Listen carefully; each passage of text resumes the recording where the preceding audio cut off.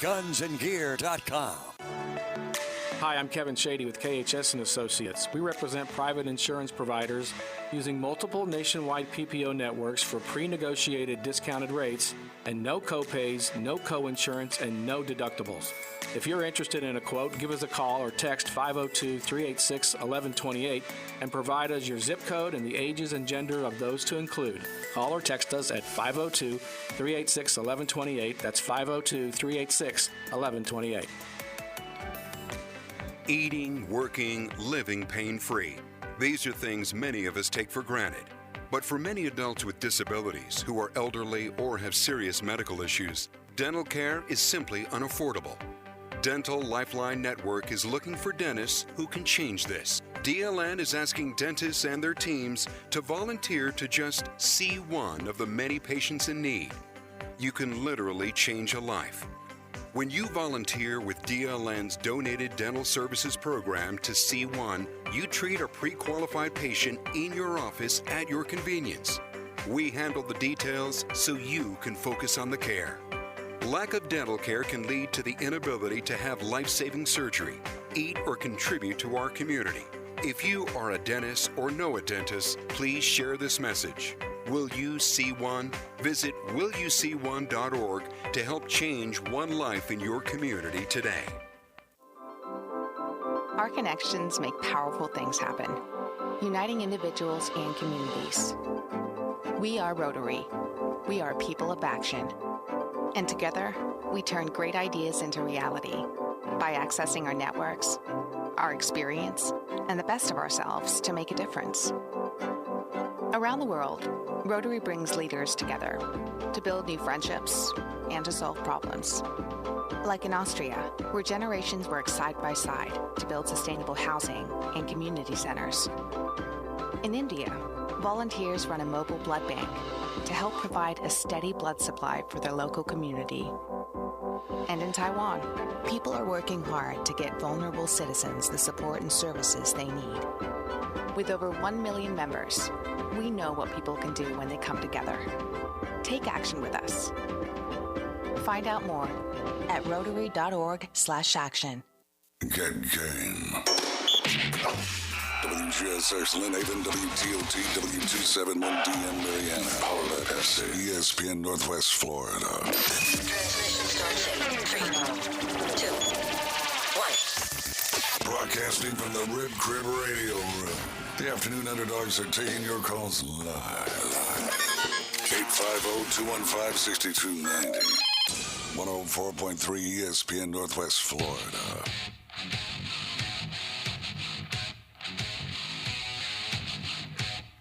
Welcome into the Afternoon Underdogs. You guys are listening to 104.3 ESPN Northwest Florida, also 102.1 FM in the Mariana area. We're on Blab TV in Pensacola and Mobile. If you don't have them through your TV service provider, then you can get them on your Fire Stick or Roku device. That is, you can just go to the channel search, right? And just type in BLAB. Search it on up.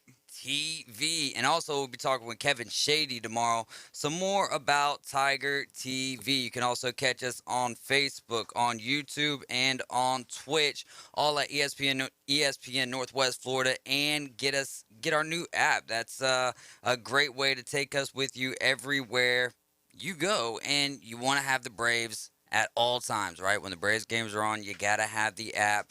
Mosley football games, you got to have the app. That's the ESPN Northwest Florida app. We got a great show planned for you guys today. We've got Amanda Muller with Dave & Buster's. She's the assistant general manager over there. She made our draft a blast this past Saturday at Dave & Buster's. We've also got, what do we call her? Social media extraordinaire, Ricky. Ricky. All right. In the building with us, Miles Lashley, also in here as well. I'm David Hayes. We've got Drew Gorman on the way. The Real Fishing Report's at 5:15 today. Brad Law on with us talking some Auburn football at 4:30.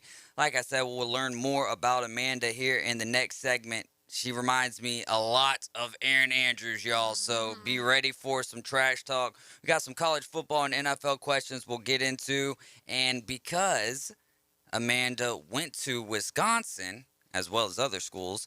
We're going to get into the Big Ten a little bit and go through each team's or the marquee teams there, go through their schedules and give them a win-loss record and how we think we'll do. And welcome into the building, rocking the Spiders equipment. We've got Drew Gorman in the building. All right, so let's lead it off here with Dansby Swanson.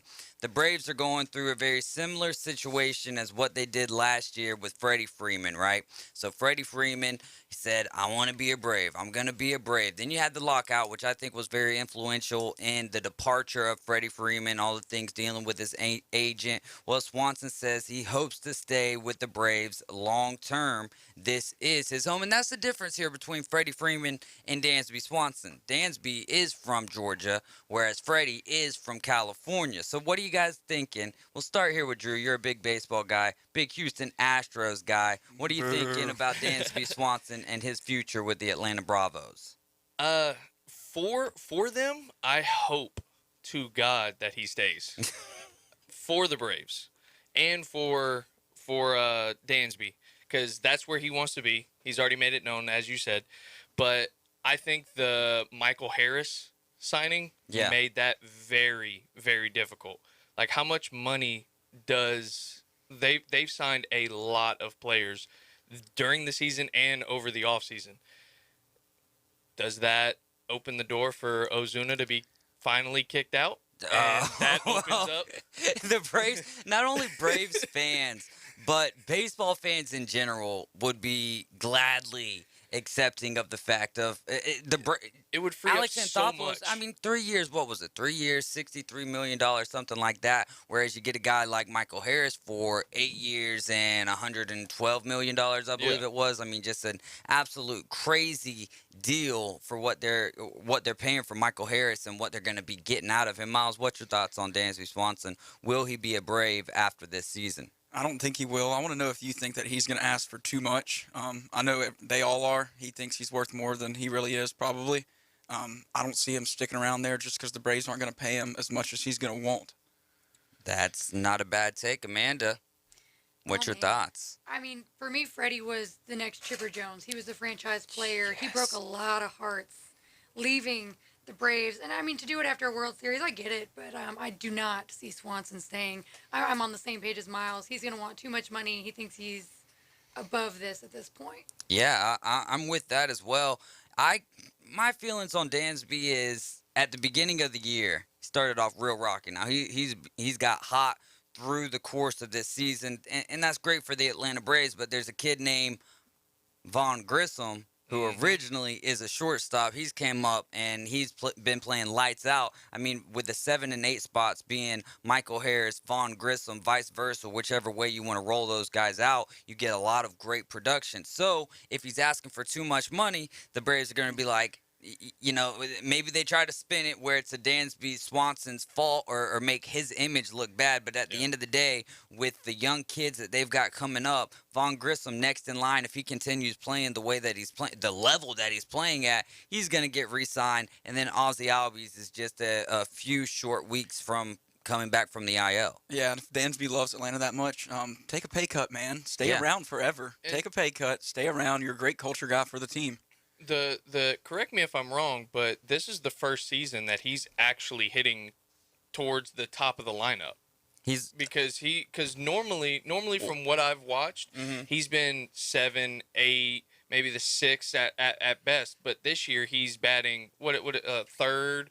Second, sometimes leadoff as well. His bat has been a lot hotter this year than it has been in previous years. I think something that gets kind of lost in the sauce with Dansby as well is clutch moments, though. He does come up big in clutch moments. Batting 6th, 7th, 8th, or 9th, you come up with 2 guys on the bags, and you're down a run, you might come out with a winning outcome there. So that's one thing I think a lot of Braves fans lose with Dansby, but there's a lot of love there. His glove is great, but at the end of the day, if you're the Braves don't play that game. I mean, you look at the contracts, like Amanda was mentioning.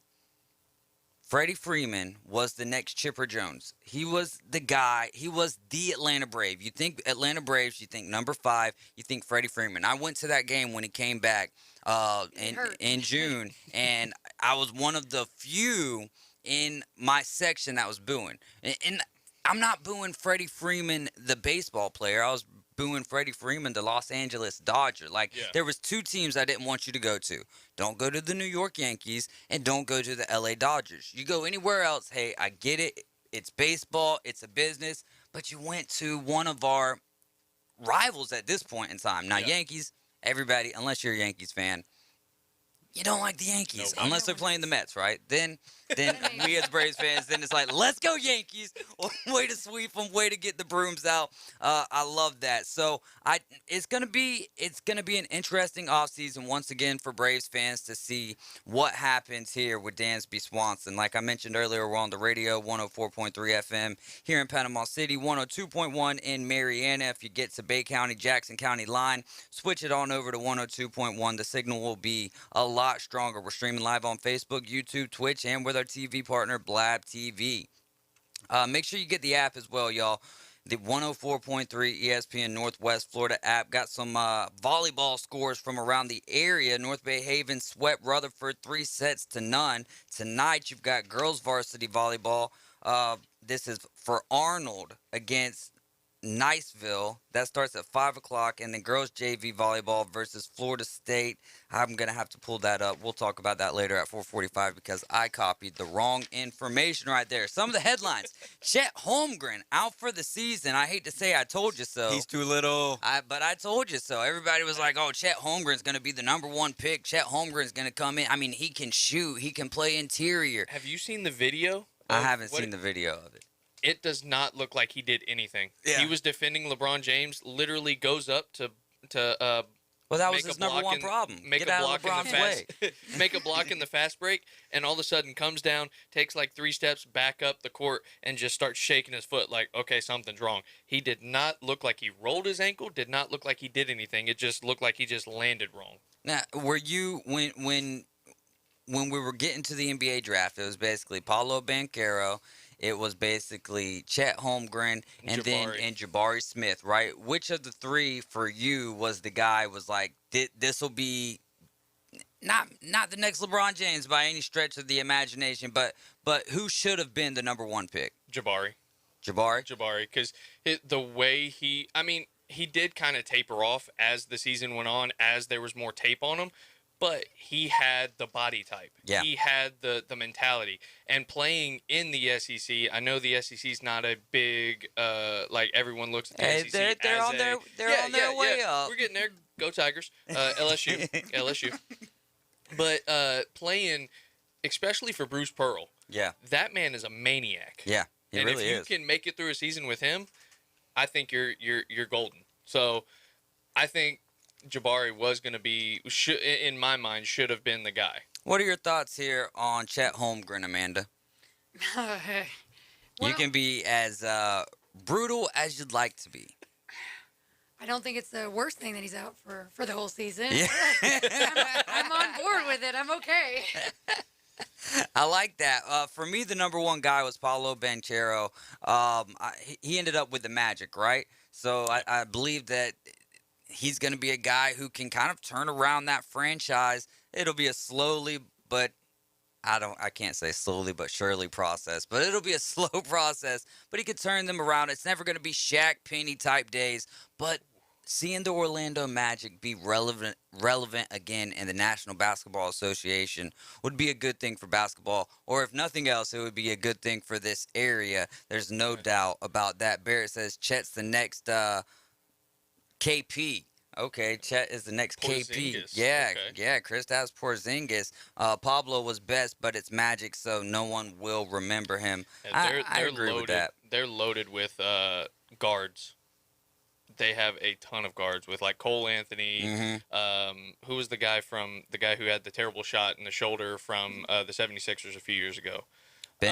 Well, it's not Ben Simmons because he played Markelle Fultz. Okay. Yeah, Markelle. He's there too. I forgot he was there. Then they've got Pablo. Mm-hmm. It's like, how many guards can you play at one time? Yeah, no doubt about it, man. 5 is the answer. 5 at once. We're talking. Good luck with that. Golden State Warriors type basketball. Like, Draymond, you're not even on the floor right now. We're going 5 guards deep. Dallas Cowboys, this is big news. This is bad news for the Dallas Cowboys. Tyron Smith is facing surgery for a torn hamstring. The left hamstring tore off of his bone. How does something like that even happen, first off? I can't imagine the excruciating pain that he's dealing with and the guy who he was blocking to make that happen. We are in the rib crib studio, so it's falling off the bone. So, but we'll talk about that one in the break. Have you heard what Jerry Jones has said about it? No. I heard it on the way in. He is basically putting this team, their fortune on Zeke. Yeah. Everything. Well, it's like, I paid so much money for the guy, I better get my money's worth. I don't care if I'm getting yards out of you, but I'm going to get some totes. The salary cap is fake. Jerry Jones needs to go out there and get some people for Dak. Oh, yes. Oh, my gosh. He needs somebody to throw to. What are you thinking about the Cowboys here? This is a big time injury for not just Dak, but also Tony Pollard, Ezekiel Elliott. How is this going to affect the Cowboys moving forward, Amanda? I don't think Smith is coming back. I mean, this injury is just too severe. It's not an easy fix. It's not something that's going to happen overnight. He's not coming back in December. And I agree, Dak doesn't have anywhere to go. Zeke last year, it was a flop. Mm-hmm. You know, he came out every game. He didn't look confident, looked scared every time. Dak has nothing right now. It's unfortunate, but it's going to be a tough year for the Cowboys. Well, I can't wait to get into the next segment, and we're going to learn a little bit more about Amanda and how in the world she became a Bears fan. This is crazy. Which team in the NFL, quickly, y'all, we've only got 2 minutes left here, who needs Jimmy G, who needs Jimmy Garoppolo the most at this point in time of the season? Seattle. Seattle? Yeah, obviously Seattle, but they're not going to trade him in division there. Yeah, that's true. They need him the most. Well, Pete Carroll says they have 2 number ones. Yeah, okay. two number 1 dunces. Seattle's the best bet. That would make the most sense. Yeah. Seattle, I think that Houston's really high on Davis Mills, so they're not going to make a move there. Obviously, the Panthers, Sam Darnold, they've got 2 numbers. I do have one good one. I think the Giants, but that'll be mid-season once Daniel Jones fumbles the ball 20 times. Then they'll send him out. Inevitable. So yeah, I can see that Inevitable. With, don't be hate. That's my number 1 fantasy quarterback over there. Not my problem. Do you think the Jets might make a play if Zach Wilson isn't up to standard? Well, they got Flacco. They came out talking like he deserves to be a starter. Well, he's going to put his money where his mouth is. Maybe we'll see. If Zach Wilson was out for the season, I could see them going after Garoppolo. Yep. If I'm the 49ers, this isn't even a conversation. I'm not trading you to the Seahawks. I'm not trading you anywhere because I don't got no faith in Trey Lance. Exactly. I'm not taking a chance on Trey Lance. You're listening to the Afternoon Underdogs on 104.3 ESPN Northwest Florida. We're going to take a quick timeout. We'll be back in just a few moments learning more about Amanda Muller.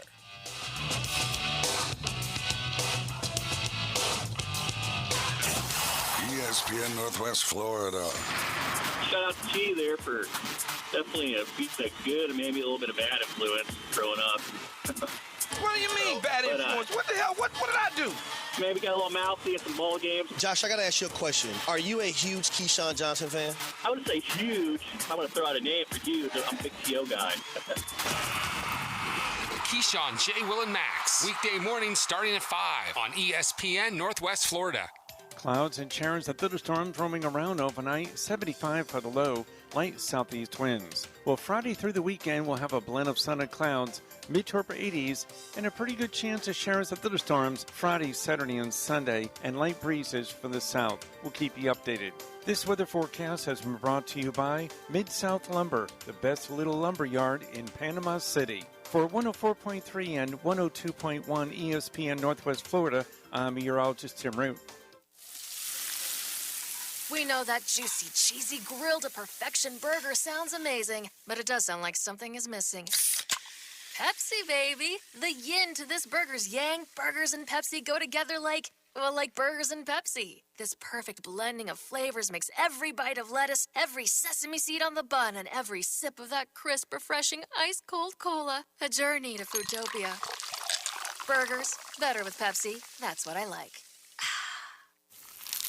Is that the sound of an ooey gooey cheesy crunchy slice of P-I-Z-Z-A? Obviously, but as good as that sounds, we think it can get even better. Oh yeah, that's the sound of a freshly opened fizz-filled Pepsi. The only thing that can take this flavor medley of crunchy dough, mouth-watering cheese, and savory sauce to the next level. How about another bite? Pepsi and pizza sound like a match made in heaven and taste even better. Pizza, better with Pepsi. That's what I like. Great design is timeless, and that's why Tracy's Fine Jewelry inside Coin and Bullion Reserves offers a stunning selection of vintage, antique, estate jewelry on sale now at 40% off. Exquisite Victorian rings, Art Deco diamond brooches, Georgian and Art Deco bracelets, earrings, and pendants. These one-of-a-kind pieces add personality to any ensemble, and now at 40% off. Find your timeless treasure at Tracy's Fine Jewelry inside Coin and Bullion Reserves. If you can't take the heat, If the Braves don't do something now, there won't be a playoff. stay out of the kitchen. Uncompromising sports talk lives here. Now back to the Rip Crib Radio Room with the Afternoon Underdogs. ESPN Northwest Florida.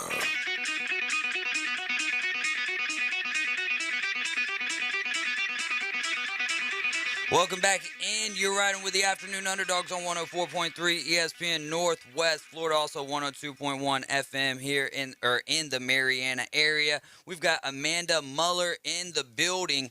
Now, sorry I didn't get your name spelled exactly correctly. Okay. I didn't have the two dots over the U.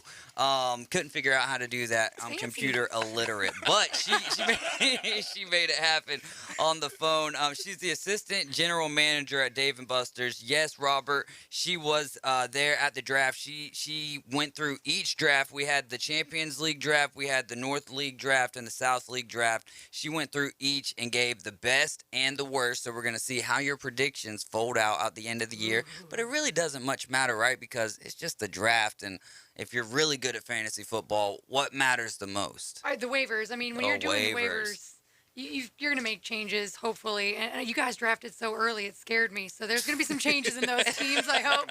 My tight end might be getting traded. There's trade talks with Mike Gesicki. That came out today. Is that not wild, right? You put a Ferrari around Tua Tagovailoa, and then all of a sudden, one of the guys who could be your crucial piece. Well, at least at the tight ends. In Mike McDaniel's offense, they don't really use the tight end as much as previous regimes have. Well, how do we know what Mike McDaniel's offense is actually going to look like when he's coming from San Francisco, being the offensive coordinator underneath the guy who called all the plays in Kyle Shanahan? I think it's going to look very similar to that. Well, they're going to run a lot with either Jalen Waddle or Tyreek Hill, use them as a Debo. All right, but we're forgetting about George Kittle here. All right, this segment's not about that. This is about Amanda Muller. Where are you originally from, and how did you end up here in beautiful Panama City? That is a fantastically long story. I will sum up really quick. I am from a small town, Appleton, Wisconsin, right next to Green Bay. I am an absolute Bears fan, but we'll touch on that in a minute. I ended up going to school in the University of Wisconsin Systems, graduated from Platteville, which is where the Chicago Bears used to do their training camp. Oh, dope. Little known fact, the Bears practiced in Wisconsin. Then I moved to Atlanta, spent 8 years there, and finally made my way to the beach. I've been here for about 5 years now. 5 years here in Panama City, and you're the assistant general manager at Dave & Buster's. Indeed. How much do you love your job? I love it. I mean, I get to play games. I take people in Mario Kart all day, every day when I need to. Reigning champion, although Christian did beat me today. I'll give him that one. But, I hang out. I watch my sports. It's a great time. I love it, man. And you guys did, seriously, it was such a great event that you guys put on for us. The setup was perfect. It felt legitimate, and then not only that, you gave the three commissioners commissioner hats. That said, oh man, those things were so awesome. I actually wore it on the show either Monday or Tuesday, and then the trophies here. So first place, last place, Miles. This looks like that's going to be on your fireplace mantle this year. No, I'm coming in first. If not the last. There's really no option there. No in between. There's no in between. I want a trophy for something. If you're not first, you're last. That's true. That's true, Ricky Bobby. I'd ask for some water, but I got some already, so we're good.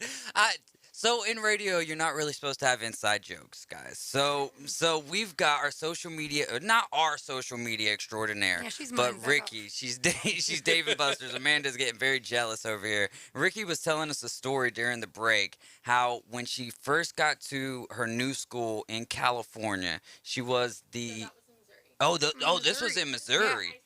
High school in Missouri. She was she played volleyball, but she was the water girl for the football team, and they called her name's Ricky. They called her Ricky Bobby. It would have been a lot better with Ricky Bobby Boucher with some high quality H2O. I'm just telling you that there, but Ricky, you've done a great job. It's been great having you guys in the studio with us. So let's get to the most insane thing. You're an athlete for the University of Wisconsin, and you're a Bears fan. Tell us about that story. Okay. How did that work out? So, granted, I know my dad is listening right now, so I love you so much. But in the early 90s, growing up watching football, my dad would have my grandfather come over, who is also an avid Packer fan. And if you've ever met a Packer fan, you know this is true for all of them. They are very loud and very proud. And the Packers should have been great and missed the mark all the time in the early 90s, which made the rest of Sundays not so great for the tiny human version of Amanda.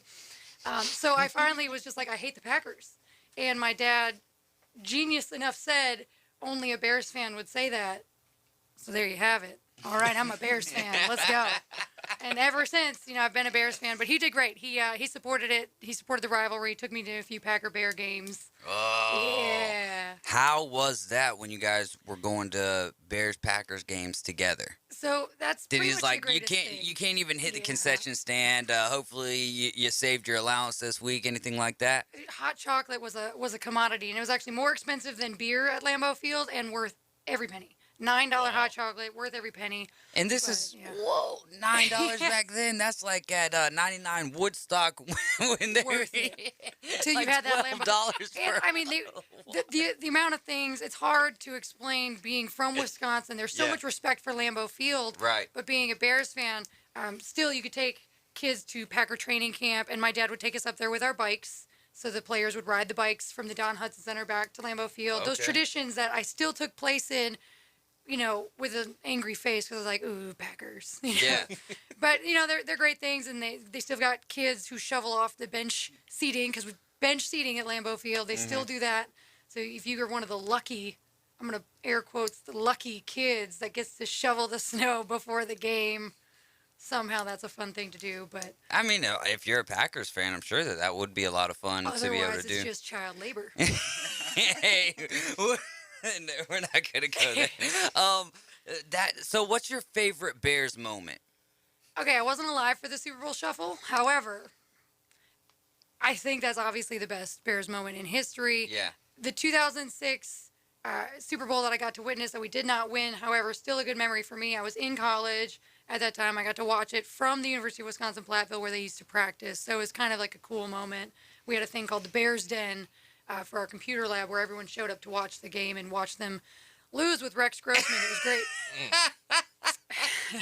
Watch him lose with Rex Grossman. And his clipboard just hanging out. That was a crazy year when Rex Grossman was leading the team. Right, like how I made it to a Super Bowl with Rex Grossman. Lovey Smith. Yeah, I right. love Lovey. Lovey's great. Houston might be in And for Devin a good Hester. ride. I am happy that he got another shot at it because I really think Lovey's a good dude. I do too, and that beard that he's growing is absolutely. Phenomenal. Oh, come on with it! I wish I could grow one like that, gray or not, it wouldn't matter. I would rock it 24/7. Man, so is the highlight of your year every year as a Bears fan when Aaron Rodgers gets put out of the playoffs? Absolutely. Or when he gets an injury succumb by the Bears. I think the collarbone happened twice, 2 seasons in a row. That one I'll take all day. But yeah, when he doesn't make it. Whew, that's great. 49ers, big 49ers fan last year?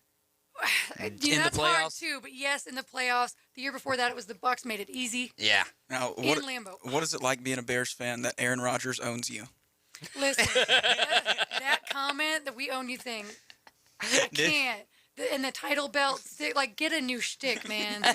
God. You should have retired last year. I think he does have a new shtick. It's psychedelics.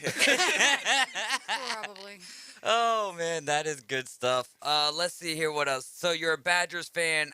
How did you become a Badgers fan? Well, you've already answered Yeah, that that one's question. easy. Yeah, you went there. Wisconsin pretty much just guarantees you're going to be a Badger fan. That's Yeah. no question. Packers, there's some wavering, but Badgers is no question. That's it. So with you being a Badgers fan, Jonathan Taylor high on the list for your fantasy draft Number this one. year? Number one. When is y'all's draft? We're doing Sunday of Labor Day weekend, so we're actually waiting the appropriate amount of time.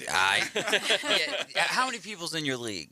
Well, the one league that we have through Dave and Buster's former managers and not is on the 4th. There's 10 people, and then we're in another league, my husband and I.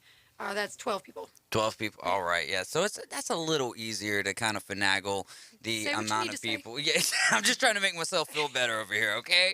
Let's see what else do we got here. What is your favorite part of fantasy football? Is it the trash? Winning.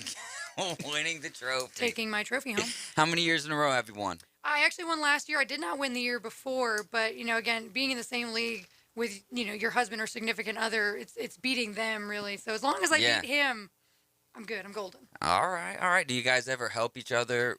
He'll absolutely help me out every once in a while. Yeah. Sometimes I need to help him only by saying go with your gut. Don't make that change. Yeah. Stick with your gut. Because he usually does pretty well first off, but when he makes some of those changes, it gets wonky. I'm terrible about that. Like Friday or Wednesday, you go through the waiver wire, all of that good stuff. You're like, okay, I got the guy that I want. Thursday night football, you got to set your lineup. At least got your Thursday night football guys in there.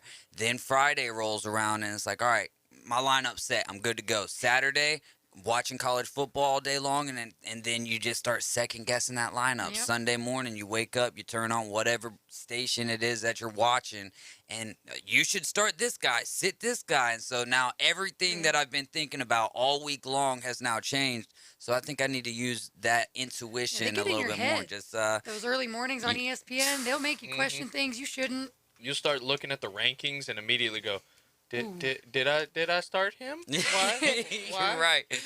Big thanks to Amon Ross St. Brown last year for coming in clutch for a lot of leagues. So, you being from Midwest, right? Yeah. With Wisconsin, what are some of the differences in how people treat college football here and there in the Midwest? So college football at home, of course, jump around being our anthem. Yeah. We do the fifth quarter. Saturdays were like a warm up for Sunday football. Mhm. Like the football day in the Midwest is Sunday, it's NFL. So then to move to Atlanta and have that completely reversed. Oh, yeah. Where like Saturday in SEC football is everything. And then Sunday you're like, oh, I also have football today. That's Yeah. great. It was so backwards for me. I'm still trying to make the adjustment. But Yeah. I accept both now as my football days, and they're good. So pro football is Higher ranking. higher ranking, definitely, and especially there in Green Bay, it's got to be number one, right? I'm sure Green Bay fans feel that way. And is it almost like a confessional day every Sunday for Bears fans, where it's like, God forgive me for this. Just let Jay Cutler come back to the Bears with a cigarette in his mouth. Oh man, it's definitely interesting. And the Bears, watching them, it takes a lot to It watch them every takes a lot, Sunday. but you know what that means? You're a true fan. Oh, it's dedication. It takes a lot of dedication. They had a old offensive coordinator come out today, and he's pretty much said that the Bears look like they're going to go 0-16 this year. Okay, listen, Linda. No, negative on that. It won't be that bad. I definitely think it's going to be a rough year, but not 0-16. Well, you'll be able to pick up some guys in the draft next year. That's the bright side. I need it. I really do need it. I mean, honestly, if I could have it my way, as much as I love Justin Fields, I think he's going to be great for us. I was so salty leaving Trubisky behind. We should never have let that go. Pro Bowler Mitch Trubisky. We've got Brad Law coming up next. We'll be talking some Auburn football. You're riding with the Afternoon Underdogs on 104.3 ESPN Northwest Florida. I'm David. We've got Drew, Miles, Amanda, and Ricky all in the building. We'll be back. ESPN Northwest Florida. It's the Dan Patrick Show. Everybody's getting a documentary on them. Then I saw where Carmelo Anthony is going to have a 4-part documentary series. And I thought, okay, could they do the first 3 episodes on just his 1 year at Syracuse? Syracuse retired his jersey, by the way. Oh, they did. The Dan Patrick Show. Weekday mornings 9 to 11 on ESPN Northwest Florida. Hello, this is Rick Vossen with RV of Panama City, your local Stormore portable building dealer. We are located on 2241 East Baldwin Road, Panama City. Shopping for an 8-foot to 16-foot in width or 10-foot to 60-foot in length, cabin, garage, portable building, whatever the needs are. Remember, at Stormore, we can insulate our buildings. We can put electric on, thermal windows, transom dormers. There's so much we can do. Stormore Portable Buildings, 2241 East Baldwin Road. At Femi Awesome Sauces, heat and flavor mean everything. Take a walk on the mild side with the sweet heat of their pineapple and mango hot sauces. For the more adventurous heat seekers, the chocolate habanero hot sauce is where it's at. Femi Awesome Sauce's jerk sauce brings you the bold Caribbean flavor of Jamaica. They even have a tangy and tasty CBD-infused hot sauce. Let Femi Awesome Sauces take your taste buds on a flavorful journey with a kick. Order yours now at FemiAwesomeSauces.com. That's F-I-M-I AwesomeSauces.com. There's never been a better time to get your new Toyota.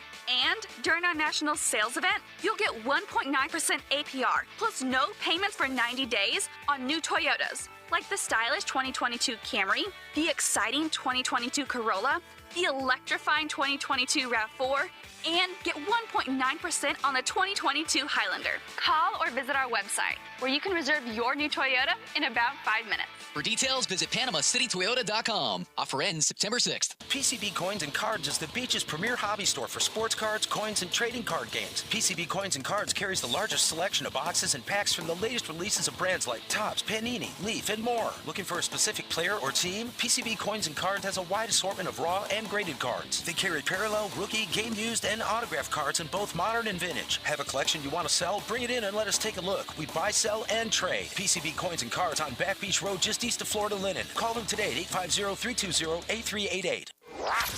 Doing what other stations can't. The Afternoon Underdogs is live and local inside the Rib Crib Radio Room. 850-215-6290. When you have completed dialing, listen for the ringing signal. 104.3 ESPN Northwest Florida. You're listening to 104.3 ESPN Northwest Florida, and you're riding with the Afternoon Underdogs. I'm David Hayes. We've got Amanda Muller in the building, assistant GM for Dave & Buster's, Drew Gorman, Miles Lashley, and Ricky in the building. And on the line with us, we've got Brad Law, the Director of Broadcast Operations for Auburn University. Brad, what's going on, my friend?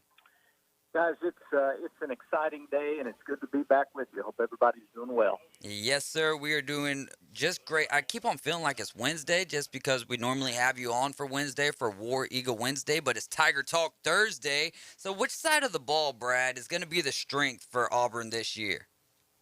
Well, that's a good question, and you mentioned Tiger Talk, by the way. We're an hour and a half away from our very first Tiger Talk of the season. We are here right now at our Tiger Walk Club, which is connected to Jordan-Hare Stadium. We've got a guest coming tonight. We've got a big show. We have Ryan Harsin. Maybe that's the first question that I'll ask him. Maybe I'll ask him which side of the ball is going to be the strongest this year. I think there are fewer questions defensively, but, you know, I also think the offense has plenty of potential. So the good news is we're only 9 days away from starting to answer that question. Yeah, that is so true. Cannot wait for it. September 3rd, Auburn kicks it off against Mercer. You can listen to that game right here on 104.3 ESPN Northwest Florida, your home for the Auburn Tigers. Australian punters seem to always be the best punters, especially in college football. What are your thoughts on Chapman's chances to be the nation's top punter this year? I think he's got a chance. He's got a really strong leg. He can kick rugby style. He can kick Aussie rules style. And he can kick a spiral or end over end. So he's versatile.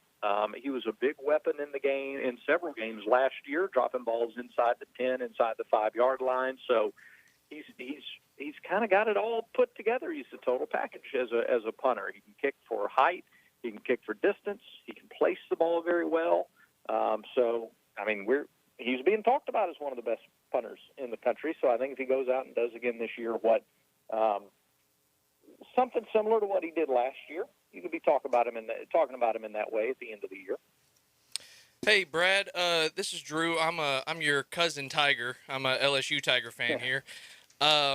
Just wanted to get your opinion on the quarterback situation, because it looks like you guys have Zach Calzada, the transfer from Tech A&M, and then you also have TJ Finley. Is it coming down to those two, or is it someone on the outside looking in, or who's going to be your starting quarterback?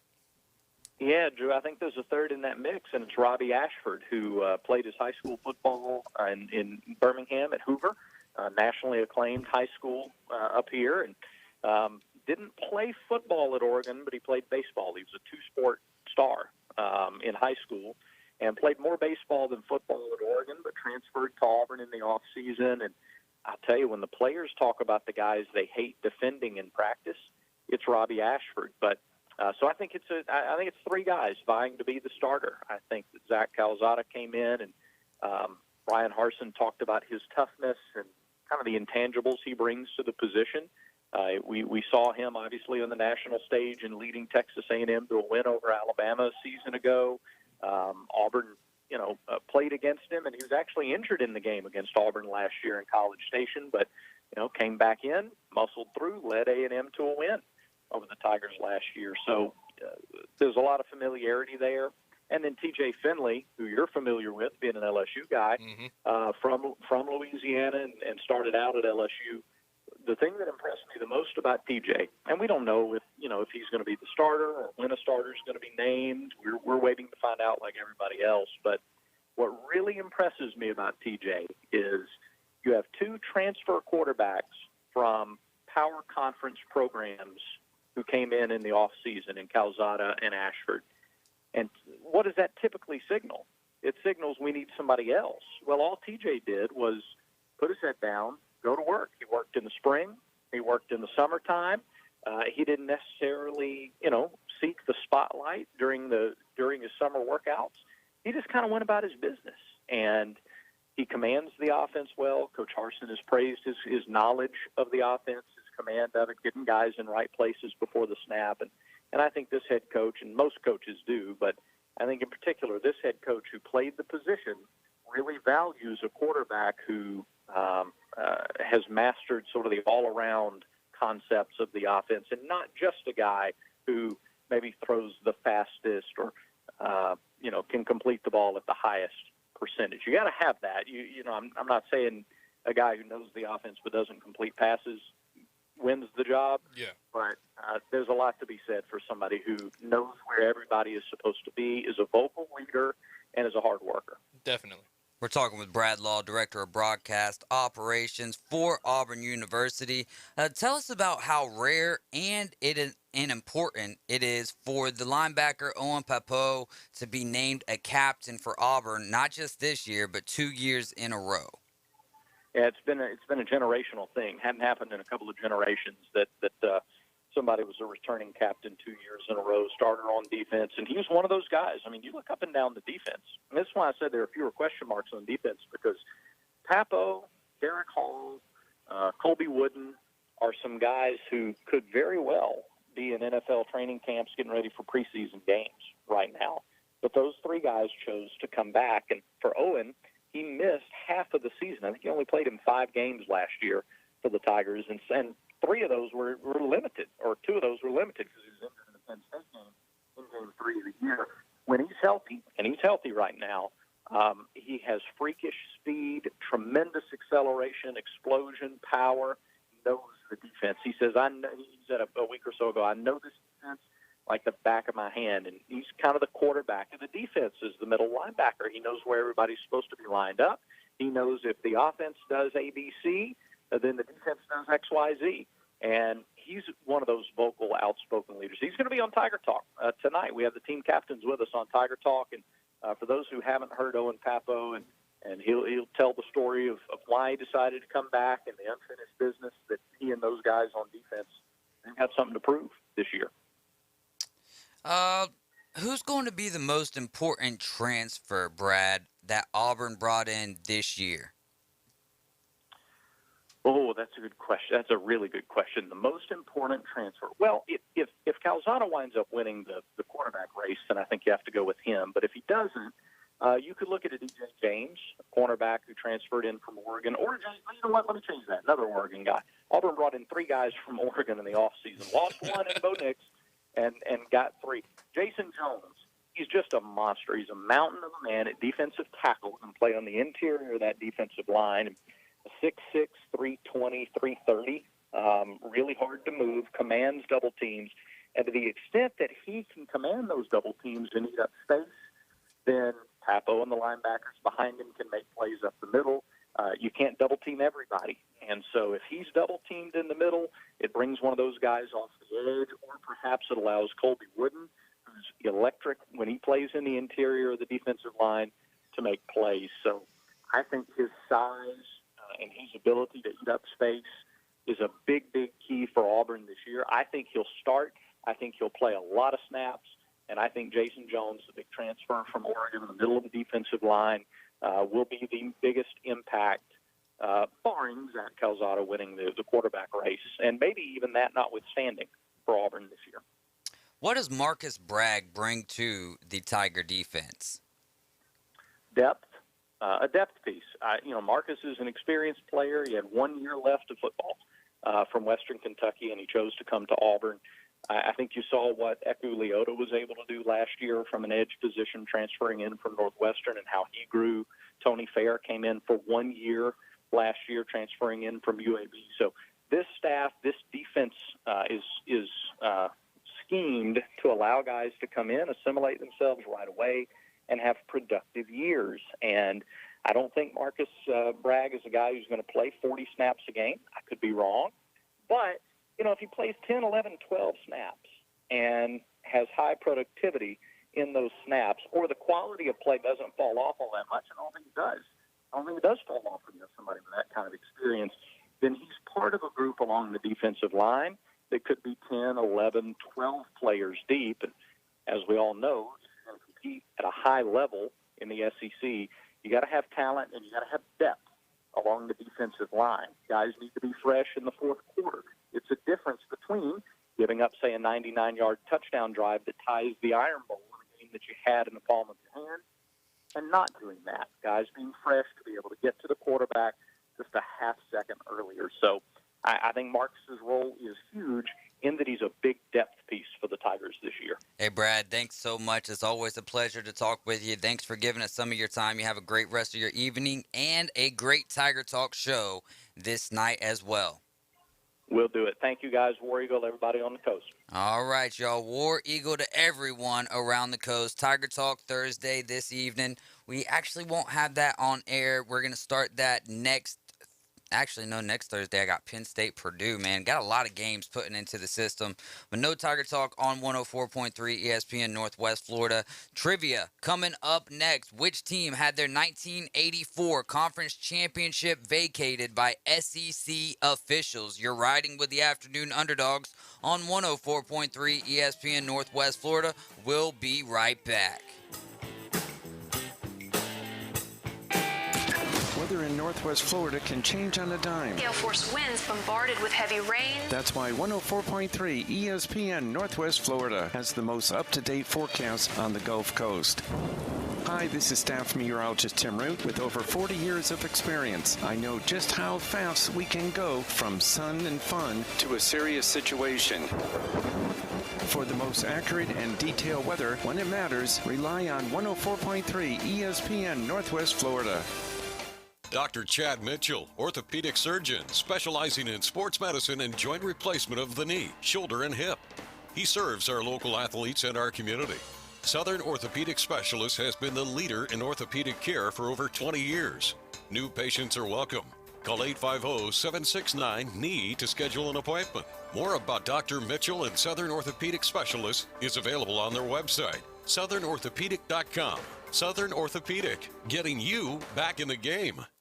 That boot store is having a big sale on select clothing, including shirts, jeans, jean shorts, jackets, ball caps, and coats. You know a sale at that boot store is something special. So don't miss out. That boot store, next to Billboard Kia on 15th Street in Panama City. Open Tuesday through Thursday, 9 to 5. Friday and Saturday, 9 to 5:30. Remember Joe's motto, always keep Jesus in your heart. That boot store. Browsing on search engines to find higher education opportunities that align with your goals can be exhausting. Ignite and streamline your college searches with the all-new HBCU Spark app.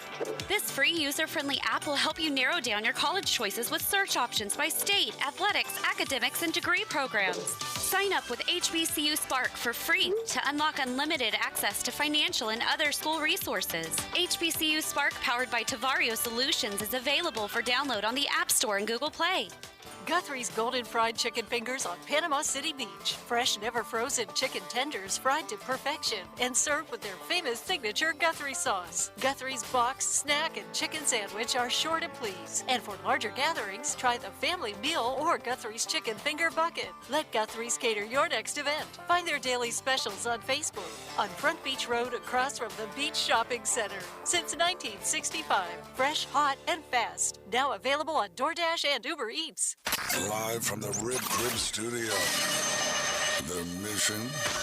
Your mission, should you decide to accept it. Save the panhandle from boring cookie-cutter radio. Now back to the Afternoon Underdogs. The state will self-destruct in 5 seconds.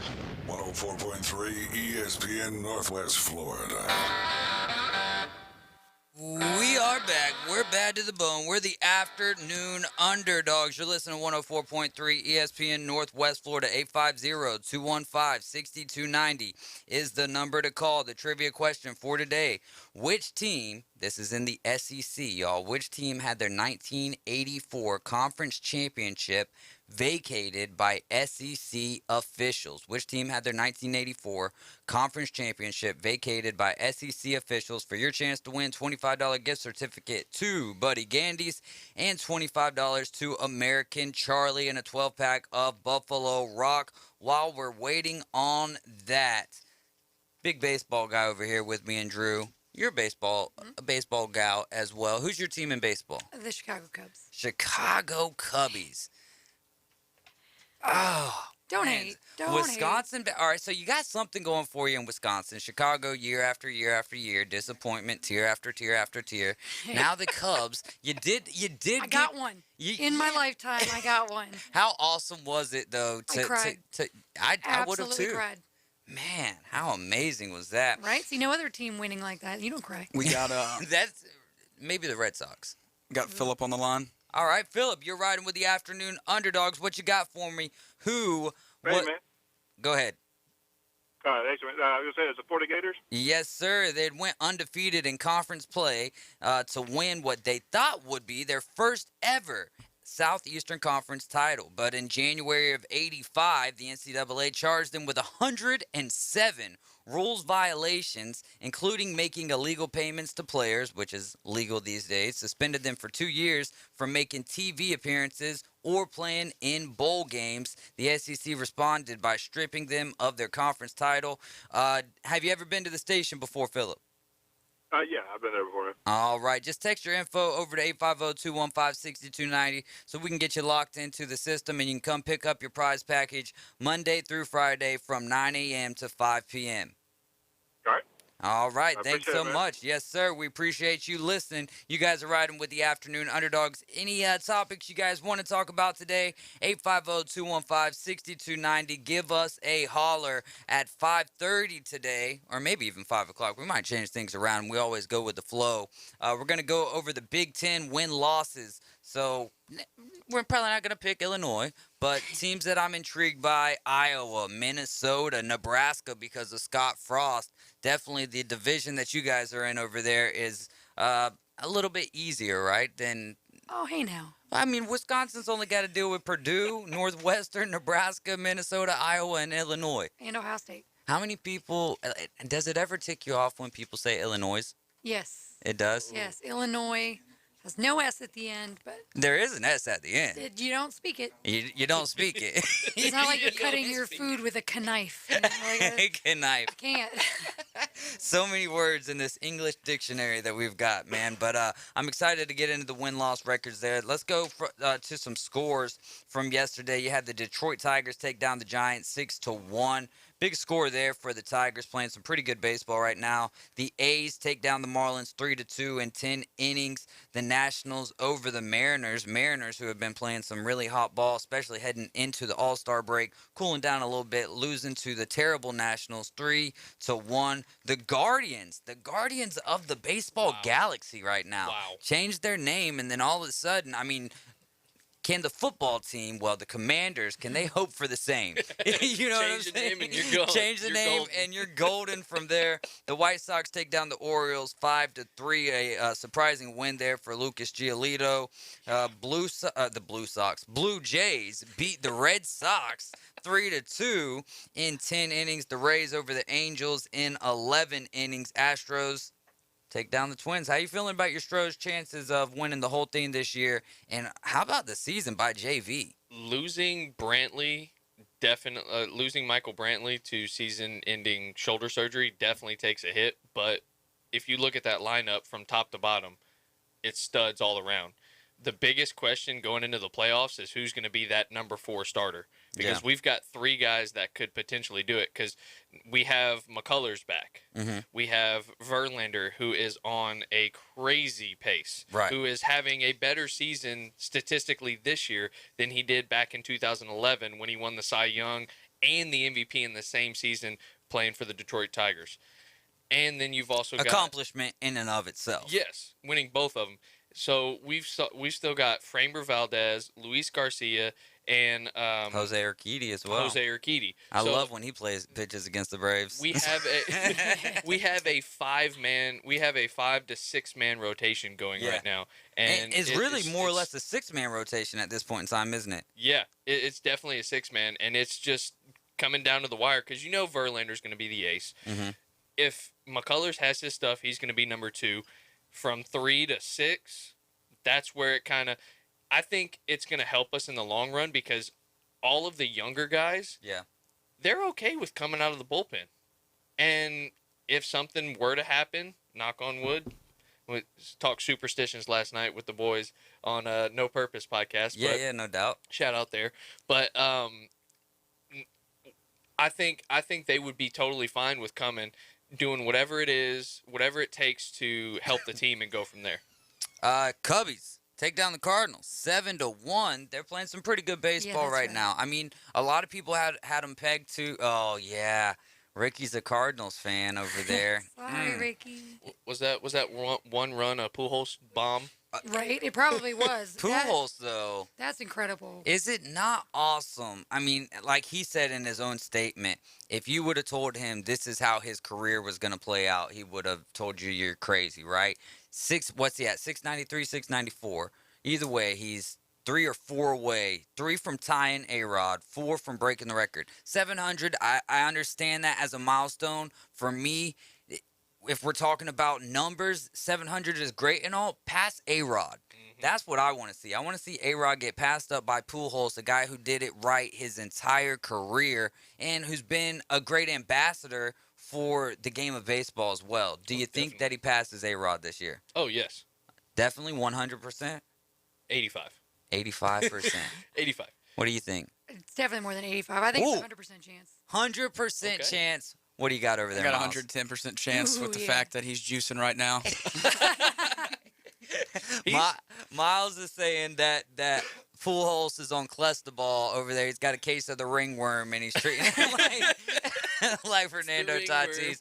Ricky said it's 1,000% chance that he is passing that mark. In fact, she wouldn't even be surprised if this year he gets to what's the number by Barry Bonds? Is it 762? 714. No, that's Hank Aaron was 715. Babe Ruth is Hank Aaron. Yeah. So, and I think Hank got a little higher than that. I think maybe 755 for Hank Aaron finishing off there. Barry Bonds was at 762 or 763. So Ricky says 763 happening. He's breaking the record this year. Watch out for 70 more home runs in like 40 days.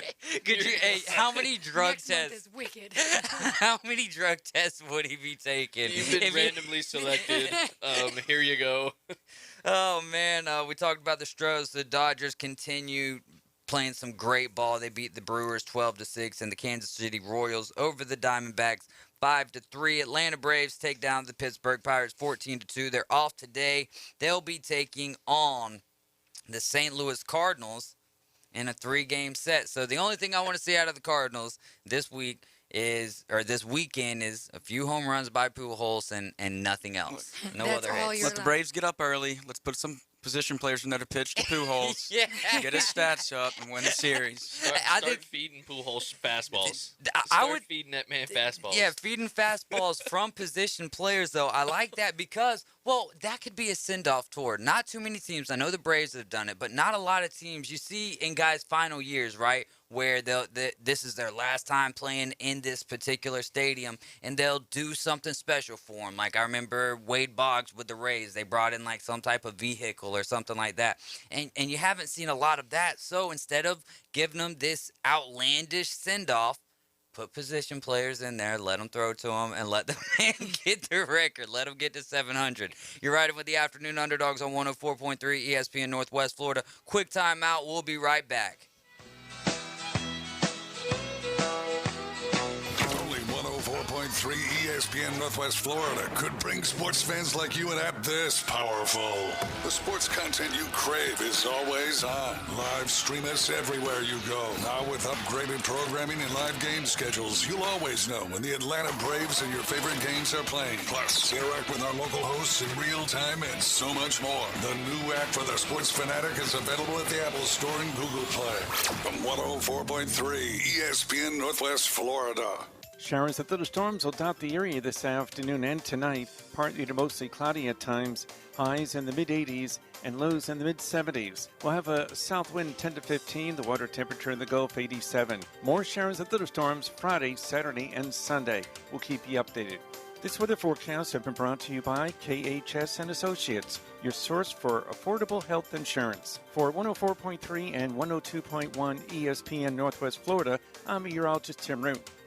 Swampy Jack here. I've traveled the world for decades and brought my most exciting adventures to Panama City Beach. Encounter the 25-foot-tall Swamp Ape. This indoor scrambler ride is synchronized for a multimedia experience like you've never felt. Put the pedal to the metal, racing around the Marrakesh track in electric go-karts. Supercharge your kart with special power-ups for extra speed or to sabotage opponents.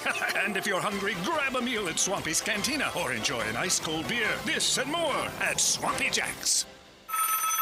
Bay Breeze Bait and Tackle, this is Tim. Do y'all sell bait? Yes, we seasonally stock live shrimp, live bull minnows, live sand fleas, live fiddler crabs, earthworms, night crawlers, crickets. We also stock frozen shrimp, sand fleas, mullets, squid, pre-rigged ballyhoo, bonita, stingray, cigar minnows, Boston mackerel, Spanish mackerel, and a few other miscellaneous baits. It's worth the drive to buy premium locally sourced bait from Bay Breeze Bait and Tackle, located directly off Highway 98 on the west end of Panama City Beach. Your home for Mosley Dolphin football. WGSX Lynn Haven, WTOT, W271T in Mariana. Powered by Pepsi.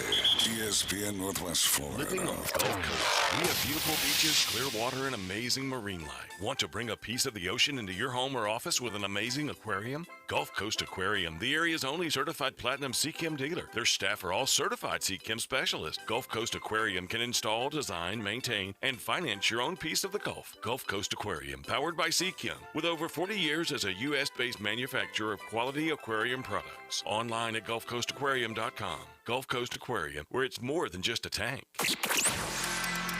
Live from the Rib Crib Studio. Hot takes, the latest trades, in-depth interviews. That is my reaction. We break it down for you right here. Very big springboard for the rest of my career. The Afternoon Underdogs. That's the problem right there. 104.3 ESPN Northwest Florida. You're riding with the Afternoon Underdogs. You're listening to 104.3 ESPN Northwest Florida. We're also in Marianna on 102.1. You can catch us on Facebook, YouTube, Twitch, and on the app, the ESPN Northwest Florida app. Or if you're in Pensacola, Mobile area, check us out on Blab TV. You don't have them through your TV service provider, then get on your Fire Stick or your Roku, hit the channel search, type in BLAB TV. It'll pull up, and then you can put us on the big screen, and, well, at least today, we're looking a lot better than normal. So, so there you have it. If you or you know a veteran that's in need, please listen closely. The 15th annual Homeless Veteran Stand Down, hosted by Career Source Gulf Coast, is here to help. Free service include employment services, medical and dental assistance, housing referrals, social services, and VA benefits, plus free toiletries. Non-perishable food items and boxed lunches are available. Free bus transportation to and from the event will be provided by Baytown Trolley. The 15th annual Homeless Veteran Stand Down will be held on August 26th from 9 a.m. to 1 p.m. at the Gulf Coast State College Student Union East building. Let's get into some college football NFL questions here. Bouncing back to baseball very briefly, Nestor Cortez doing an outstanding job for the New York Yankees, having a groin issue, headed to the IL, coming off of the IL for the Phillies, a team who's been one of the hottest teams in baseball, Bryce Harper. So watch out for the Phillies in that wild card or National League East race. Here's my questions for you guys, and we'll go around the horn with this as well. Will Texas be back this year? Miss Amanda, what do you got? Man, I'd like to say I hope so. I think it's absolutely possible. I think, the high school football out of Texas speaks volumes. College football out of Texas, again, it's going to be something to look forward to. And you've got America's team out there for the NFL. So as long as you're in Texas and you're doing football, you're doing something right. So I'm saying yeah. All right, Miles, what you got? I'm going to go with a hard no, and if we have a Texas fan listening, I want you to call in and tell me why they will be back, because I don't think they will. You know what? They got Sarkisian, buddy. Steve Sarkisian. Yeah, and they got all the recruits from Bama that got in trouble all the time.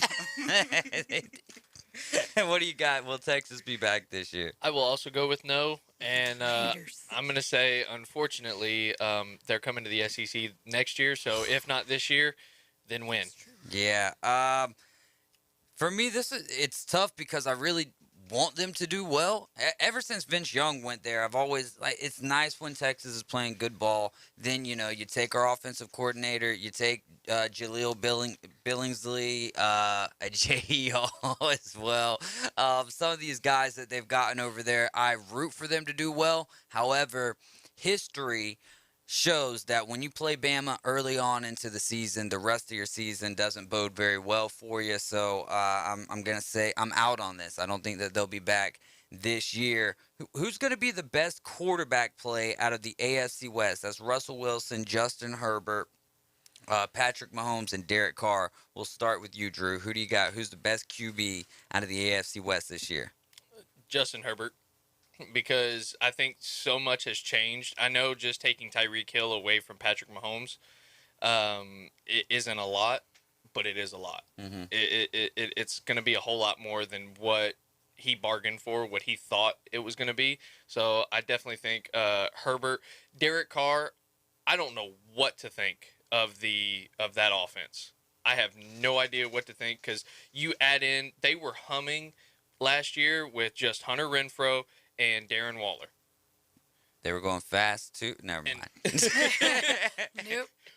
But I don't know what a number one receiver is going to do in Derek Carr's mindset. He might be the guy who just says, "Okay, hey, Devontae's there. Throw it up there." I mean, yeah. Aaron Rodgers did it. Aaron Rodgers did it for a while, and it worked out well for him. Sneakily, I think Russell Wilson might be right behind him, but I think it'll be Justin Herbert. All right, Everything's Justin staying Herbert. the same with him. What you got, Lashley?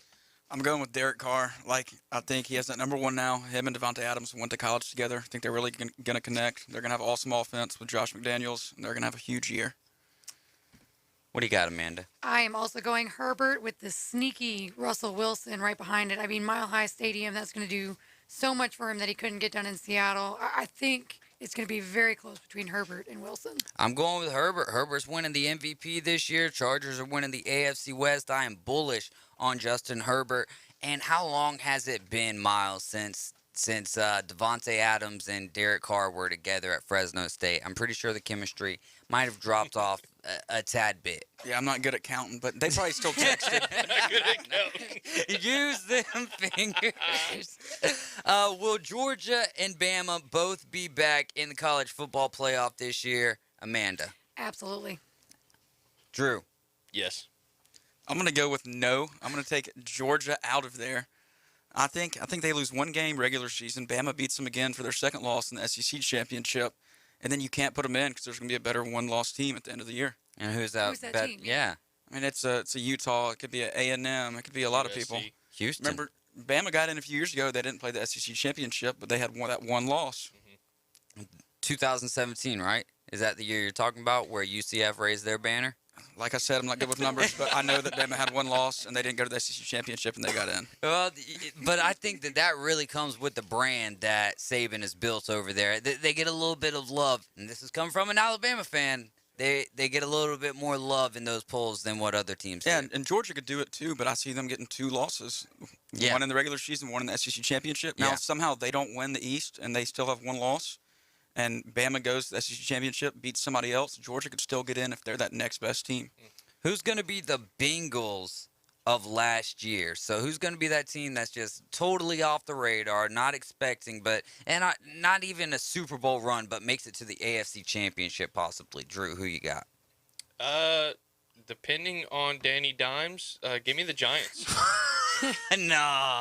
No way. Look, Danny, they'll get Garoppolo over there after about 3 or 4 weeks. Okay. Now you forget Jimmy. I mean, that's not a terrible pick. I mean, if he plays well and Saquon seems to have the mindset down, like he's out there to play and not focus on injuries and just out there like, hey, you're in my way, I'm gonna run through you. Give him a shot. And with an easy NFC least, give him a shot. All right, I like that. It's the NFC beast, but I'm going to go with the Broncos. I think they have a great defense. The offense just needs to work those kinks out, and if they can get on a roll and get going, let Russ cook, they'll be in the playoffs. Yeah, they'll let Russ cook for like 6 to 8 weeks, and then all of a sudden the noodles are going to get stale. What do you got, Amanda? I'm actually going to go a little weird on this one. I think the Bengals will be the Bengals of last year. I don't think anyone expects them to do it again. You still got Mixon, Jamar Chase. Like, I think they do it again. I really like that pick. Since we're all kind of outside of Amanda going with NFC Beast least teams, why not the Washington Commanders? My problem with that, though, is what the news coming out yesterday. Chase Young being out for the first 4 weeks. That's going to be tough. I'd love to put the Chargers in there, but they're kind of expected to be up there. The Eagles. Yeah, Caveman Rick was saying the Eagles. I think the Eagles are a team that everybody better watch out for this year. Yeah, they're going to beat everybody in their division at least once. Pretty easy division. A.J. Brown's a big addition. He's a big acquisition because it also opens up Devontae Smith. It also helps with the way that they run the ball. Dallas Goedert as a tight end, it also opens up capabilities or opportunities for him. This question, we're going to go straight to Amanda on this one. Who's going to be the number one fantasy quarterback this year? Oh, man, this one's tough. For me, I'd say Herbert. That's my go-to on that one. I still think a lot of people are going to go Russell Wilson, and I don't think you're doing bad either way. I like it. What do you got, Drew? Number one fantasy quarterback this year. Russell Wilson. Number one fantasy quarterback, Russell Wilson. And that's 2 answers here. Miles, change it up for me, I'm going to take Jalen Hurts. He has some weapons around him now. He can already run the ball. He put up pretty good numbers, not great numbers last year, but he's got a glimpse of what he can do. If he takes that step forward this year, he's going to put up a lot of fantasy points. I actually really like that answer. Not the Alabama guy in me that likes that. I think it's the fact that not only can he utilize his legs, but now he's going to have weapons everywhere. Tom Brady, it could very well be, right? As many touchdowns as he's going to, the red zone threat that they're going to have with the addition of Julio Jones, but he doesn't get it done with his legs. Who does get it done with his legs? Josh Allen. Josh Allen's probably going to be your number one fantasy quarterback when it's all said and done this year. Off the wall sleeper, Tua. Tua's not a bad one. He's like you said earlier, he's got the Ferrari around him. Let him work. Let them work. Hopefully that thing doesn't break down because those are expensive cars to fix, man. Will Clemson win the ACC this year? Miles, what you got? I already said my piece yesterday. I got Miami winning at 10-2. They are going to lose to Clemson, but they're going to win the ACC. Whoa, Amanda, what do you think? I would take Clemson on that one. Sorry. Clemson. Clemson wins the ACC. Did y'all not see the seal? It was today or yesterday at the zoo. Picked Georgia Tech to beat them week 1. A seal? Oh, I'm sorry. My bad. That's a walrus saying it. So close. Well, that's why I'm not a biologist or a zoologist or whatever it is.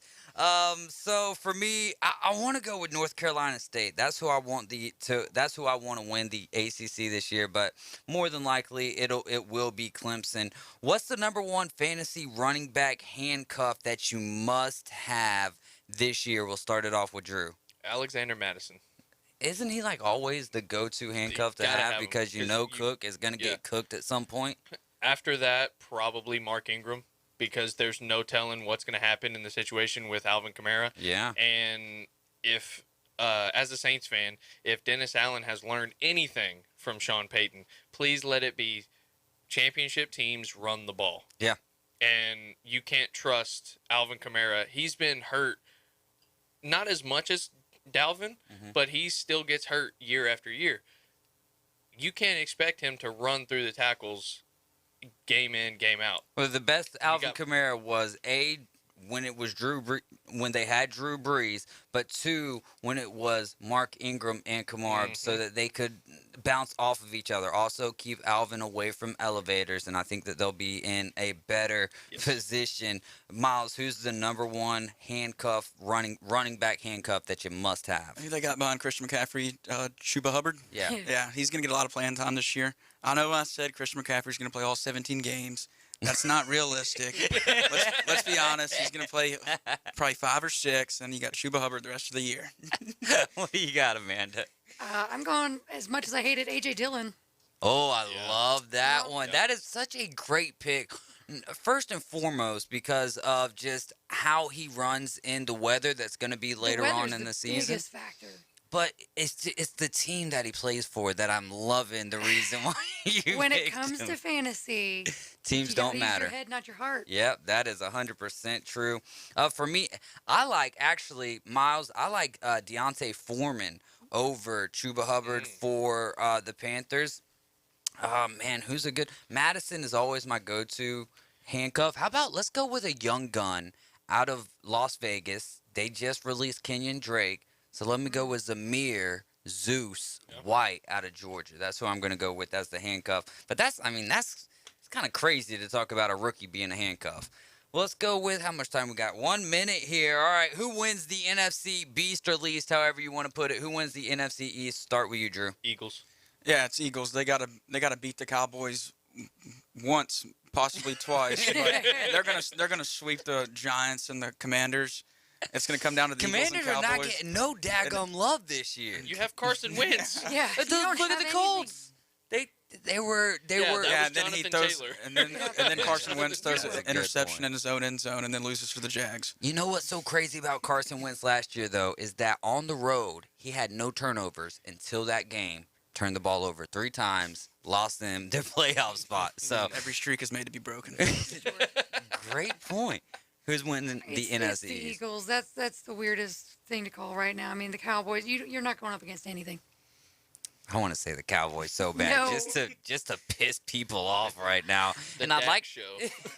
The Giants would be fun to say, but I mean, yeah, I'm going with the Eagles. Jalen Hurts. This is a prove-it year for him. I've seen lists where they've got him on good quarterback. You know what I mean? Where you got like Super Bowl quarterback, good quarterback, and then prove-it year. I've seen them have him above the prove it. No, this is a prove it year for you, Jalen Hurts. You got to get it done.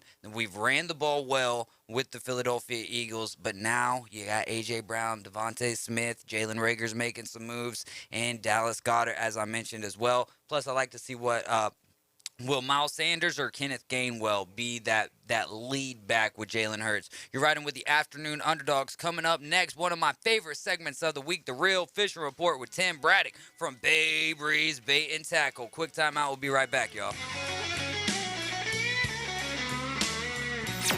This is your captain speaking. Thank you for flying with ESPN Northwest Florida. Please return to your seats, buckle up, and prepare for launch.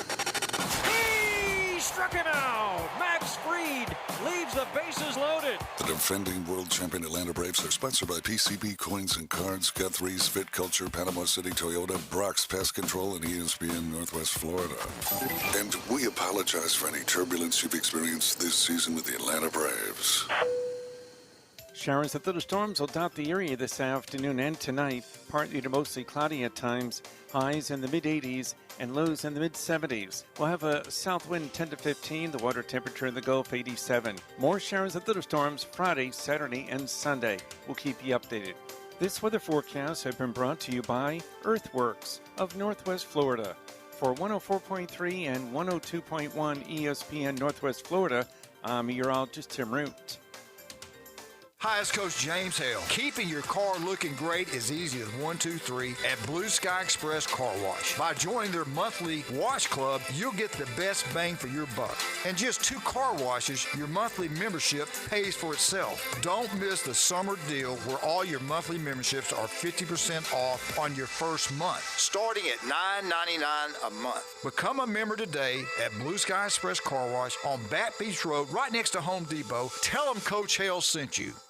Ellis Agency Insurance has been serving Panama City and Bay County for years. They offer a full line of affordable insurance coverage of all types. Many people are attracted to Ellis Agency Insurance because of their friendly, knowledgeable staff. Call independent agent Johnny Ellis for a true comparison of your personal or business insurance. Ellis Agency Insurance at the Old Cullen Insurance location, 1134 Harrison Avenue, across from Dandy Donuts and Deli. Call 763-1627. There's never been a better time to get your new Toyota.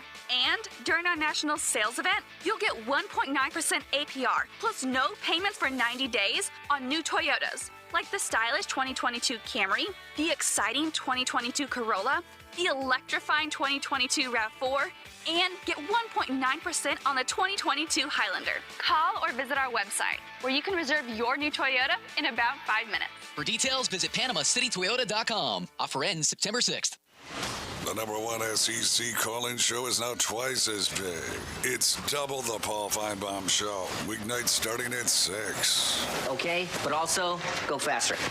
Now back to the Afternoon Underdogs. Live from the Rib Crib Studio, 104.3 ESPN Northwest Florida.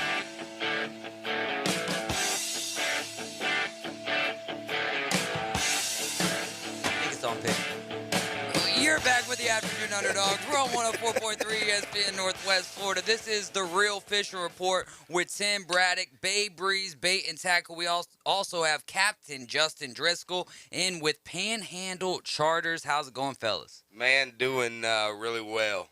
I drove all the way from Gulf Shores, Alabama, just so I could see you today. Oh, man, I appreciate it. How does that make you feel? It makes me feel pretty good because I would have been sad filling in a fishing report, just reading off what Tim. Well, you know, we talked to a lot of captains this week, and I caught nothing this week, y'all.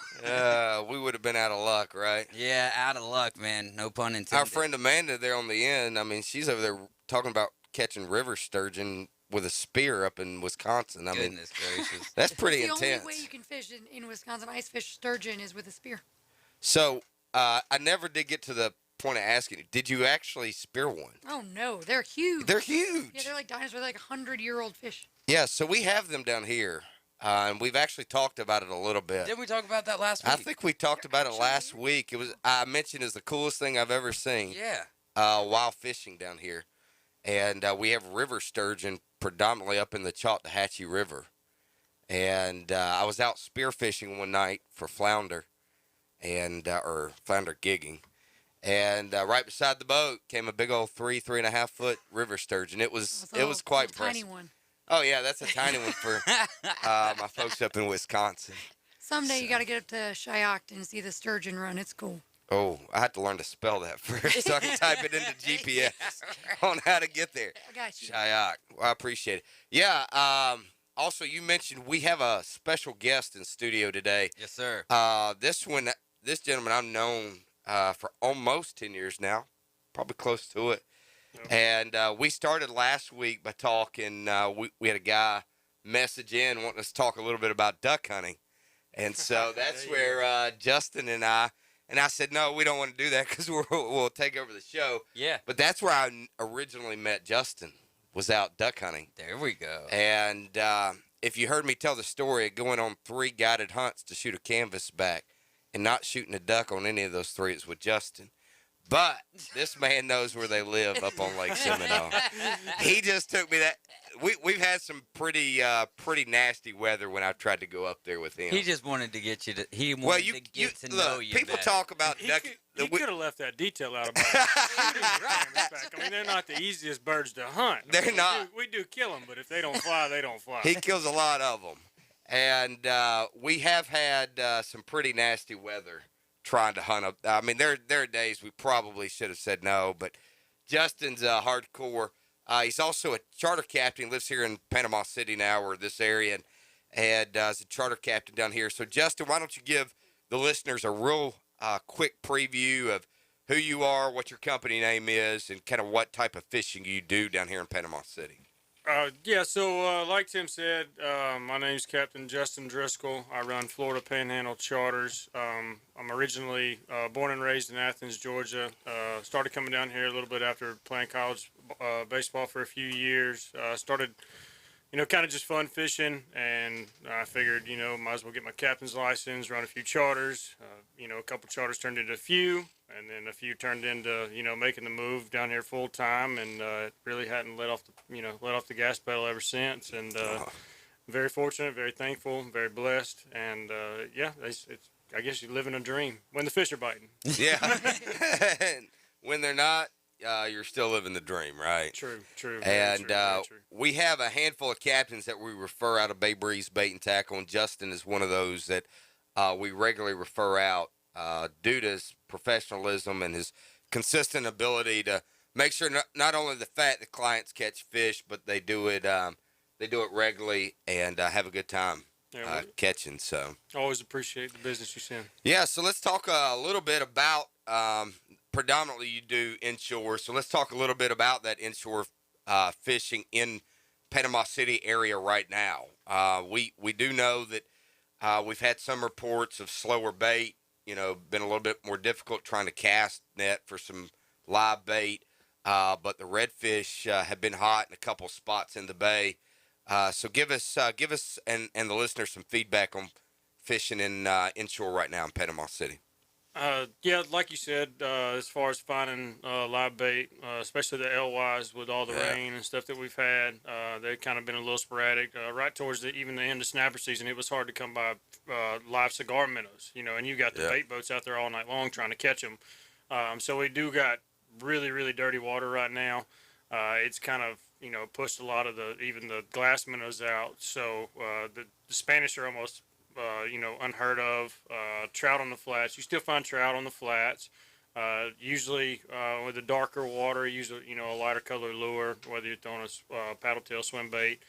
Redfish on the jetties, still pretty hot. I know a few guys that's fished for them pretty hard the last couple of weeks. They've had some success. There's still the shark fishing by the big bridges, Tyndall Bridge. I mostly fish the Hathaway personally.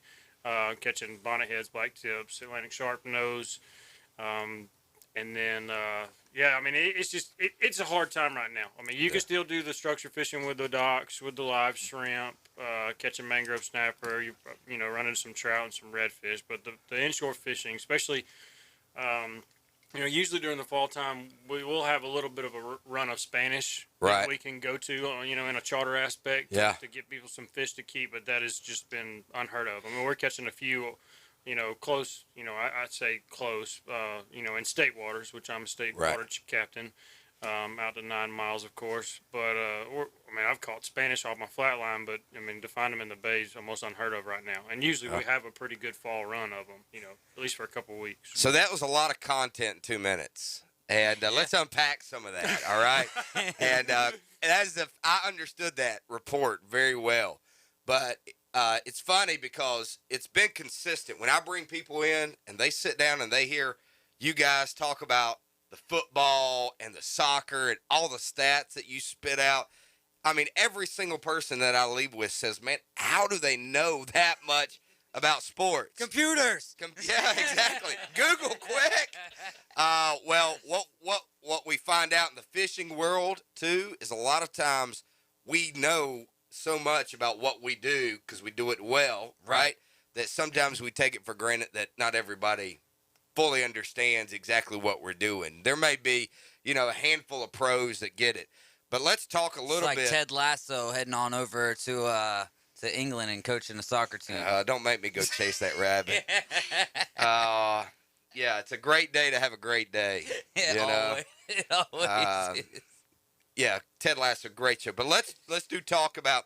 I want to focus in on the artificial side. You're talking about darker colored water using a lighter color lure, and conventional wisdom and something we talk about a lot at the shop is, particularly if you're in those tea-colored waters of the coastal dune lakes and places like that, we typically like to match that with a gold-colored lure, specifically for redfish.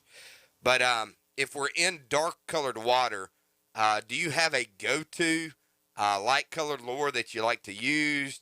Do you like Z-Man? Do you like Gulp? There's a whole host of products out there, right? So give us a little insight on your wisdom there.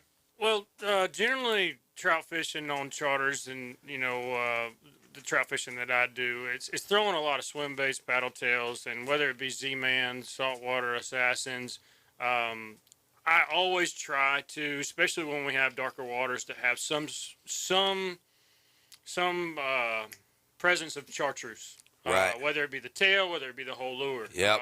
If I'm throwing, a lure that has like just a chartreuse tail and I'm not getting a lot of bites, I'll throw a complete, a whole body chartreuse colored lure.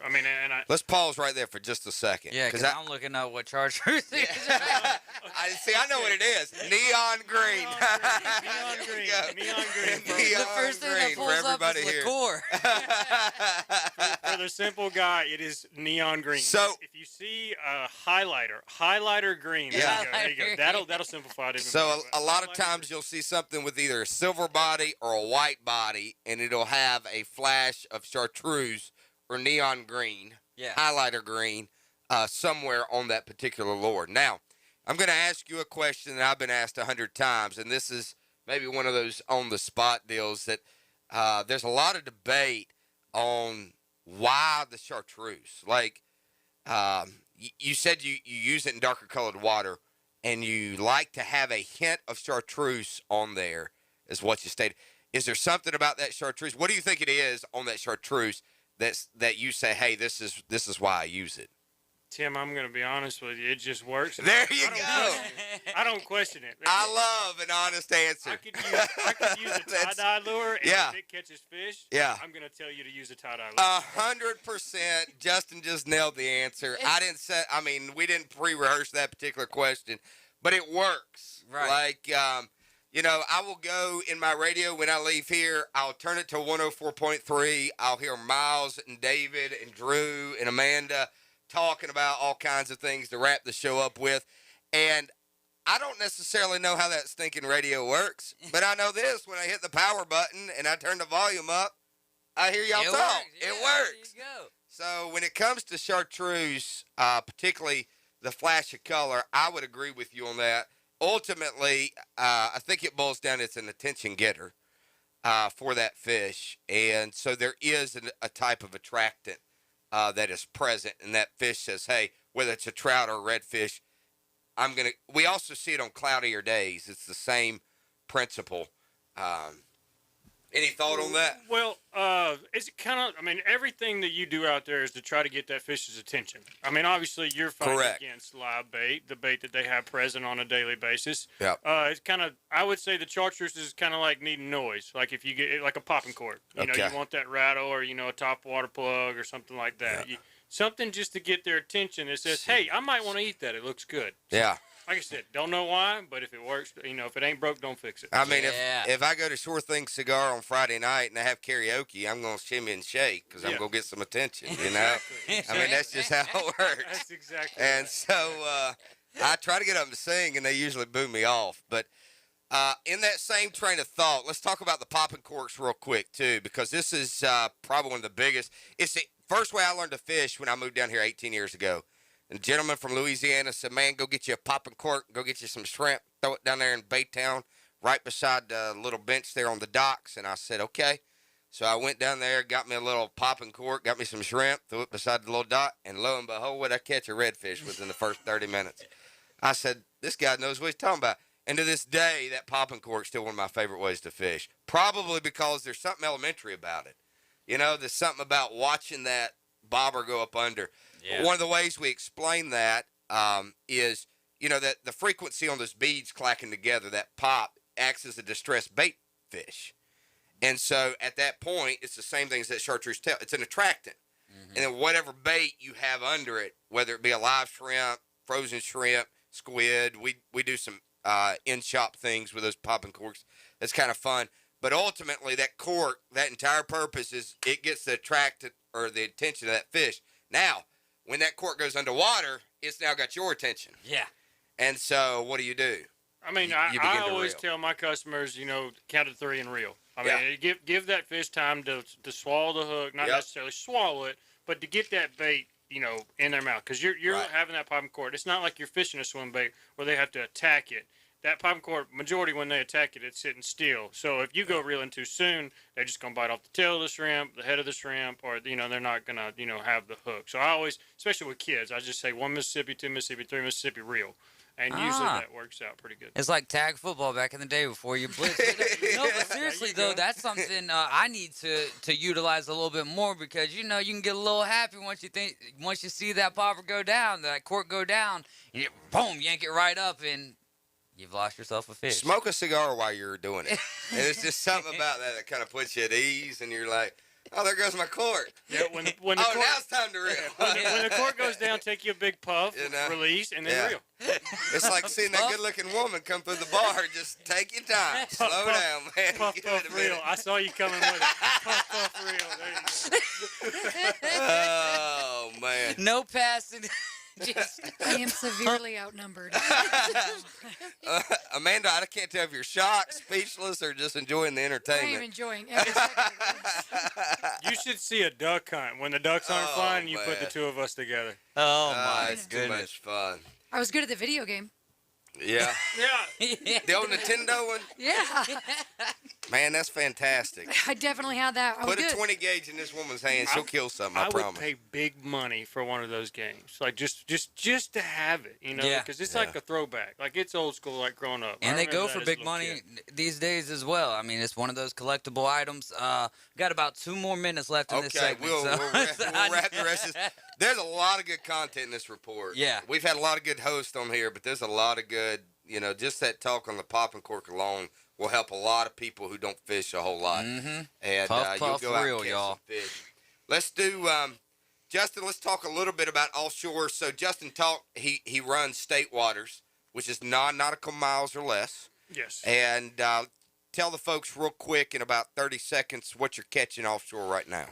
Well, the first thing that we always ask customers when they come on charter is, if you're looking to keep fish, to do whether it be a hook and cook or, taking some home. In state waters on typically a 4-hour trip, I always stress to customers, if we go out there with all the regulations, when we catch dinner, y'all have a dinner to show for your trip. That's a good day, especially with snapper season closed. We're doing a lot of stringer fishing. Vermilion, porgy, squirrelfish, they're smaller fish, good white flaky meat, triggerfish. Which it's crazy, but a lot of the spots that we stayed away from during snapper season, because they were filled up with triggers, now we're fishing for triggerfish, and now we're catching keeper snapper left and right. I don't know how that works. I just know that's what it is. But I know come the fall weekend snapper season, I know where I'm going. You know I'm where gonna you're go going. trigger fishing. Yeah. And that bottom fishing's fun. For folks that don't fish offshore a whole lot, Justin stays close enough inshore, you typically will still see shore. And so that's a good kind of starter trip, too, for people to get in that don't want to go 60 miles out. Justin, if people want to get in contact with you, how can they call you? My direct phone number is 850-814-1233. You can give me a call, shoot me a text, or on Facebook, Instagram, Florida Panhandle Charters. My website's floridapanhandlecharters.com. Just send me an email, and I'll get back in touch with you as soon as I can. That is great stuff, man. We're going to get the Florida Fishing Report summary from Tim here in the next segment. That's Tim or not in the next segment, during this break. That's Tim Braddock with Bay Breeze Bait and Tackle. Y'all go check him out. Smoke a cigar with him. We also had Captain Justin Driscoll with Florida Panhandle Charters. You can reach him at 850-814-1233. That's 850-814-1233. We'll be right back in just a few short moments. We're going to go over the Big Ten and what the win-loss totals could look like for some of the marquee teams in that conference. It's here.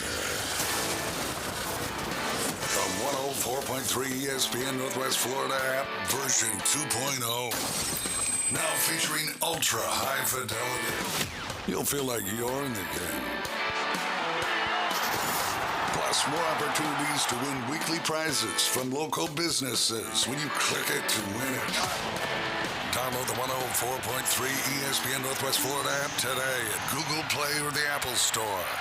Showers and thunderstorms will dot the area this afternoon and tonight. Partly to mostly cloudy at times. Highs in the mid-80s and lows in the mid-70s. We'll have a south wind 10 to 15. The water temperature in the Gulf 87. More showers and thunderstorms Friday, Saturday, and Sunday.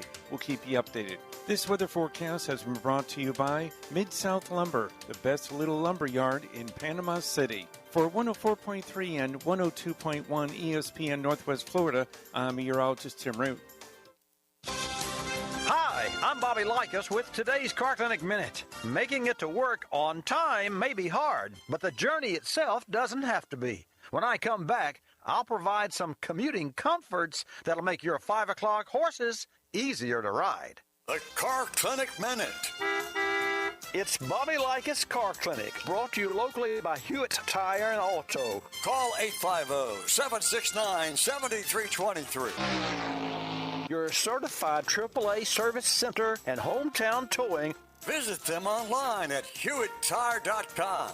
On Airport Road in Panama City. That's 850-769-7323. Hewitt Tire and Auto Center and hometown towing. So what creature comforts do commuters crave in their automotive beast of burden? Per Edmunds.com, comfortable seats and well-designed cup holders make the ride in the saddle physically cozy, while in-dash CD players and wheel-mounted radio controls allow ample entertainment with minimal hassle. In-console PowerPoints and hands-free voice-activated phone systems make it easy for office-bound pilgrims to do a little business before they arrive. And since feeding the horses under your hood can take the gold right out of your saddlebags, good gas mileage can really make a difference between an old gray mare and a red-hot pony. I'm Bobby Likas. Like us, you'll love us. From the Florida Panama line to the Gulf of Mexico, from the Upper Grand Lagoon to McKenzie Park, we are live and local. Whether you like it or not, you have a gift. Now back to the Afternoon Underdogs, live from the Rib Crib Radio Room, ESPN Northwest Florida. Oh, we are back, and you guys are riding with the Afternoon Underdogs. Not a lot of time here in today's show, so let's get straight into it. We're going to talk about the Big Ten. I know you guys out there are so excited about it. So let's start with the Badgers. Starting it off with, I can't be Louisville, right? So who do we got? Who's Wisconsin's first game? That's like Ball State. Yeah, Ball Right, State yeah. Cardinals. It's a no That's one, right. yeah. That's right. I meant to have these pulled up, so we just got logos that we're going with. So that's an easy win, right? Can we all agree? Absolutely. Easy. What do you got? Yeah, I just want to see Wisconsin's quarterback pass the ball and be more successful this year. I would love that. I mean, he's got the potential for it. It hurt me last year watching these games. And, I mean, that's what the weird thing's going to be. And I'm going to say it right now. Northwestern has Wisconsin at Northwest home and Ohio State at home. And they're just the sneaky loss every year Wisconsin and Ohio State. I'm saying losing to Northwestern this year. It's going to be great. Oh, I love it. And it's not Ball State, it's Illinois State. So I think yeah. that makes it even easier of a win there. The next game is going to be the Cougars. Win-loss there for your Badgers. Win. W. I'm going with a win for Wisconsin right there as well. What about you, Drew? Win. Yeah, win. All right, 2-0 right now for the Badgers. Moving on to New Mexico State here. This one could be a tough one. I don't know what the spread's going to be. It might be close, though. Who you got here, Amanda? Still a win. It's a home game. All right, starting out 3-0. Drew? Win. Yeah, they're going 3-0. 3-0 across the board. Then we're on the road in Columbus, Ohio State. As much as I hate to say it, that is a loss. That is the first loss of the year, and the next few weeks get a little rough. I'm going loss right there, too. Loss across I don't the think board. we have to talk about this one. Hey! All right, then they're back at the house against the Fighting Illini from Illinois. We are definitely going to beat the Illini at home. Yeah, I'm going win there for Wisconsin as well. It's probably homecoming weekend as well, so. Ooh. Win. Yeah, they're getting a win. Win. All right, 4-1. That's not looking bad. Then on the road against Northwestern, I've got them winning. What about you, Mrs. Muller? I have a loss. You got them losing Yes, to the smart to school. Northwestern. They're sneaky. Every year we have an issue there. I'm not sure what it is, but we're taking the loss. 4-2 through 6 games. Yep. It's a win. No, it's not. No, I mean, well, he's saying it's a win. You've got academics over athletics over there. I like it. I love it. Miles, what do you got there? Yeah, I don't really know Northwestern too well. I know some. They have some notable alumni. So based on that, I'm gonna go Northwestern with There you. you go. You'll find out a lot about them, Nebraska and Northwestern here in Dublin, Ireland this weekend. Dublin, Ireland. That'll be a lot of fun. I excited wonder if for old that. Conor McGregor is going to be there. What's that? He should be there. Right? What's his? Never mind. We can't talk about that on the air. Michigan State. All right. Win or loss, That is Michigan a State. loss. Ooh. I'm going with a loss right there with you. It'll be interesting to see how Michigan State comes back out this year, and will the rushing attack be as ferocious as it was last year? Loss. I'm gonna go with a win. I think Michigan State takes a pretty big step back this year. Ooh, I'm okay with it. I like that. I'd love to yeah, see it. I think a lot of people would love to see Wisconsin take down Michigan State, unless your name is Michigan State Bruce. Then on the road against Coach Brahms, at the house against the Boilermakers of Purdue. Win or loss, That's Amanda? a win. I'm going same way right there. I got them winning that game as well. Purdue's that sneaky team. You say it's Northwestern, it's Purdue. That's an L. Yeah, I got Purdue also. They always win games they shouldn't every single year, and this is one of those games they should not win, but they probably will win. I'm going with Purdue because we're in Wisconsin for this game. That's why I'm going with them. Then get a little bye week action. Then Maryland at the house. That's a win. That's a win. I'm going with a loss here. Talia Tungavailoa, little brother of Tua, and then Coach Loxley over there. I'm going with Maryland to take the win here. Win. I'm taking Wisconsin to win. All right, good for you guys. I like them. Good for you guys. On the road against Iowa, this one will be tough, but at least at the end of the third quarter, you got the. This is one of those regular Big Ten punt matchups. Yep. Iowa can't really pass either. Yeah, we're gonna win that one. That's no problem for me. All right, I'm going. This one is so tough. We're in Iowa. I'm going with L for Wisconsin. L. I'm going with a win. Win? All You're my right, win favorite. for Wisconsin. Miles is Amanda's favorite so far. Then Nebraska on the road against Nebraska. What do you got, That's Amanda? the weird one. We're gonna lose that game. That's going to be the Scott Frost saver then. I've got Wisconsin winning that game. Big Red. Give me Nebraska. Yeah, I was like, you gotta clarify your red. Yeah, no, I was about to say, well, they're both red, and they both got some pretty big offensive linemen. So, which guys? Nebraska. I'm going with Nebraska as well. They got a quarterback that can pass, so they'll probably win. Is Scott Frost going to be able to put that quarterback into position to be able to pass? Will his offensive linemen hold up for him? And then the final game of the year, Wisconsin and the Minnesota Golden Gophers, who are not rowing the boat lately. Who do you got? That's Wisconsin. The Axe will be at home. Oh, yeah. I'm right there with you. I think I've got the Badgers winning their final game at the house. Minnesota. I think the boat's pretty back good. on the river. Yeah. Minnesota's taking the dub. Oh, you leave my axe alone. So I've got the Badgers going at 8-4. That's a respectable year. That's a respectable year, no doubt about it. I don't know what the over/under is, but I know I'm going to be checking some odds here after the show today. Let's move on to. Let's look at Iowa. No, let's not do that. Let's go with Ohio State. Yeah, let's go there. Starting off the season with Notre Dame, who's got their new coach and Coach Freeman, who graduated from Ohio State. Storyline to watch there. Ohio State, Notre Dame. I want to go with Notre Dame so bad. So do I. But it's not going to happen, so I'm going with a win for Ohio State. Ohio State. Yeah, this game might be 100-0. Yeah, Ohio State's going to take this one. It's going to be a great week 1 game. I don't think it's going to be that bad. Ohio State will cover. And all right. I think the spread's like somewhere around 40-30. No. Well, I'm about to have to make a fireman Harry type bet with you, son. All right. So we've all pretty much got Ohio State winning that one. Then the next one, it looks to be, I think that's the Arkansas State Red Wolves. Not sure about that, though. I don't know why they'd be going all the way down there. So pretty much a win, though, for Ohio State all the way around. It is Arkansas State. Arkansas State, and then Toledo and the Rockets. Easy win all the way around the board. Then the Badgers, easy. It's not an easy win, but it's a win. You were falling out of graces over there. Yeah, I know, right? My favorite for like a whole minute. You went from favorite to foe real quick. Then the Scarlet Knights of Rutgers.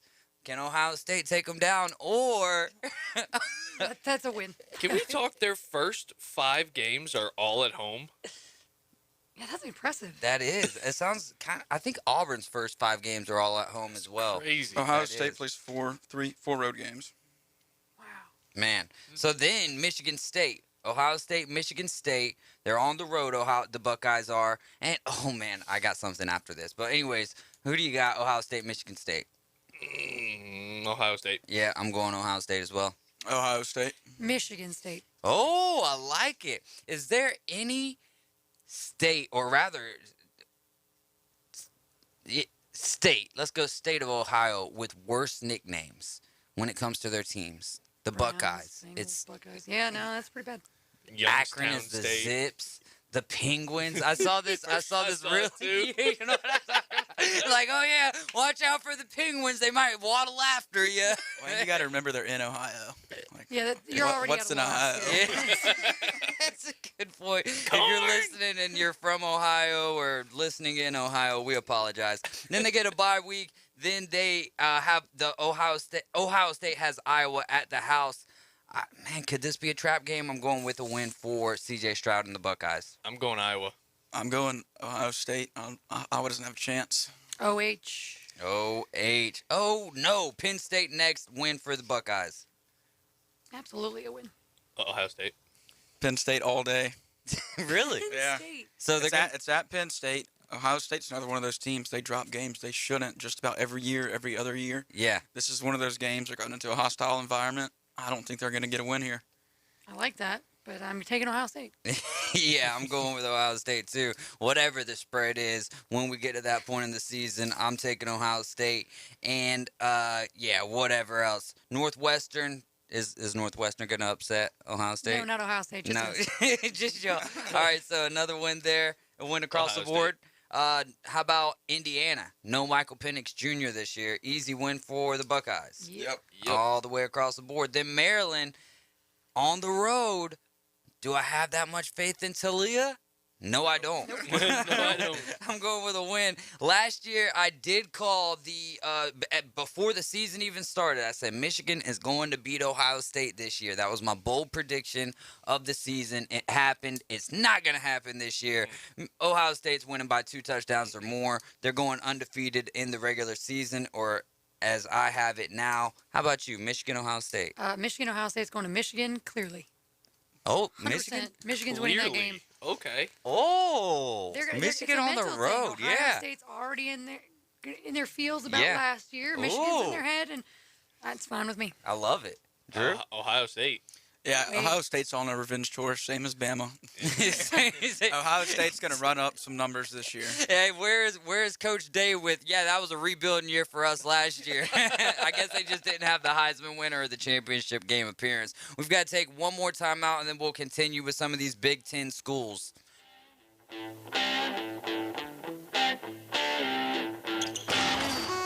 ESPN Northwest Florida, the Paul Feinbaum Show. You the man, Hey, brother. Larry, quick And question you- here. Don't take this too personally, but how many tonight have you had? I just had 7. I can't drink too many, Paul. You've had 7 Bud Lights since when? 5:30, something like about an hour ago. It's only 5:41 right now in Birmingham, so you've had 7 in the last 10 minutes? The Paul Feinbaum Show, weekdays 6 to 10 on 102.1 and 104.3 ESPN Northwest Florida.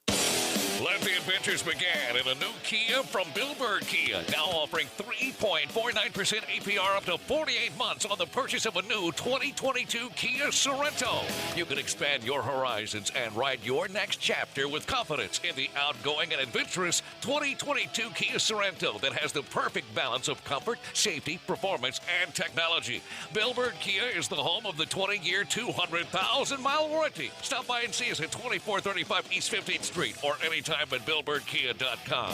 We make buying a car easy and give you the peace of mind that you can trust. Offer from KMF for the purchase of a new 2022 Sorento with $22.36 per month per 1,000 financed at 48 months. Quantities limited. No down payment required. Cannot be combined with other finance offers. The 20-year, 200,000-mile warranty is a Bill Bird Kia warranty. See dealer for complete details. Offer for well-qualified buyers. Must take delivery from dealer stock through 9/6/22.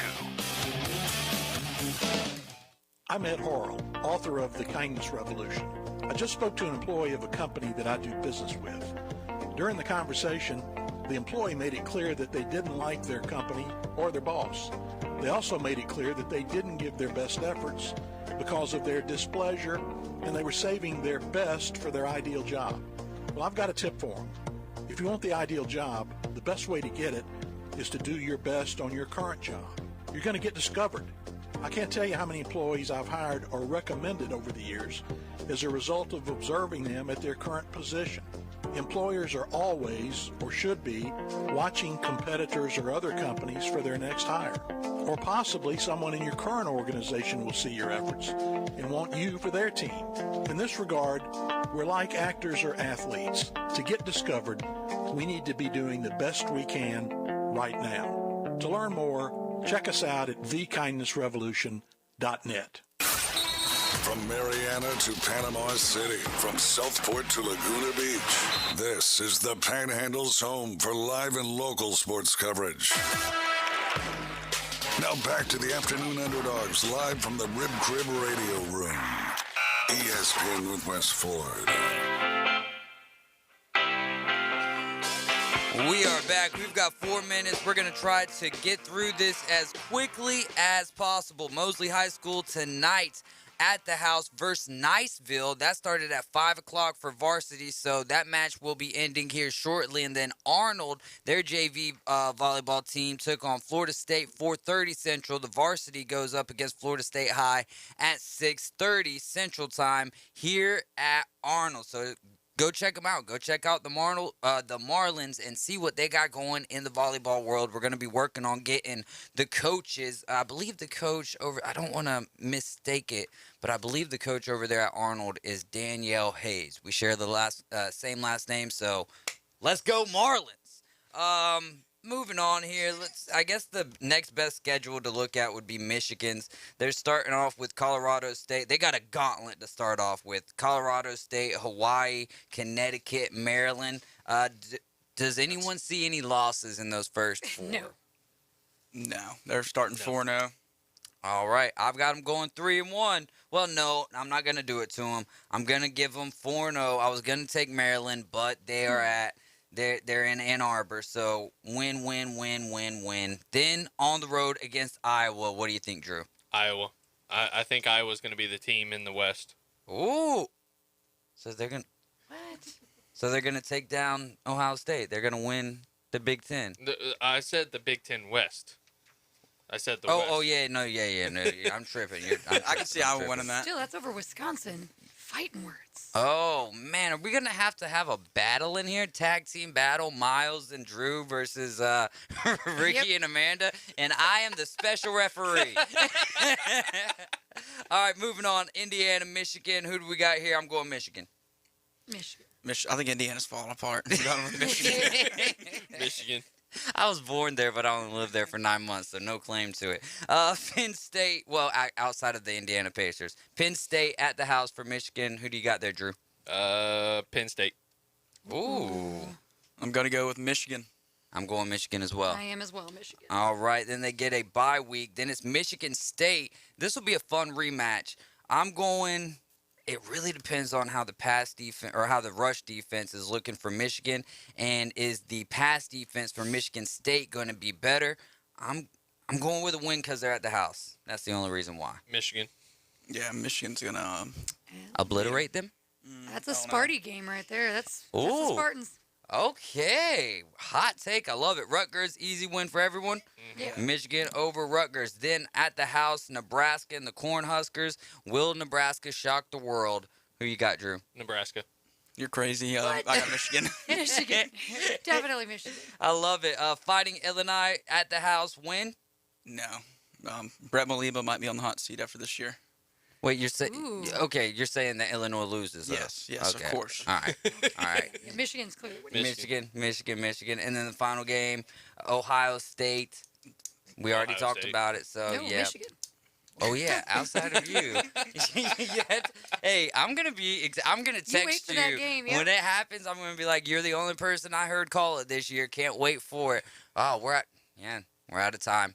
Well, what a day it has been. Drew Gorman, Miles Lashley, I'm David Hayes. Special guest in the building today, Amanda Muller. It was so great having you in. She's with Dave Appreciate and it, Buster's. Y'all go check out Dave and Buster's, and when you get out there, ask for, well, maybe not ask I'll for still you. say hey. Yeah, Just ask exactly. them, so. Just say hey to Amanda. She does a great job. Ricky for being in the studio with us. What a fun day it was here on the Afternoon Underdogs. Coach James Hale Show live at 7 a.m. We'll be back tomorrow at 4 p.m. Y'all have a great afternoon. For 5 years, 104.3 ESPN Northwest Florida has been the undisputed and still undefeated leader for sports on the Panhandle, with engaging sports talk from national and local hosts. Play-by-play with the Atlanta Braves, the Auburn Tigers, college football, and the NFL. Plus, we're 850 strong with feeding families for the holidays at Thanksgiving and Christmas. Thanks for 5 years of broadcasting history. From ESPN Northwest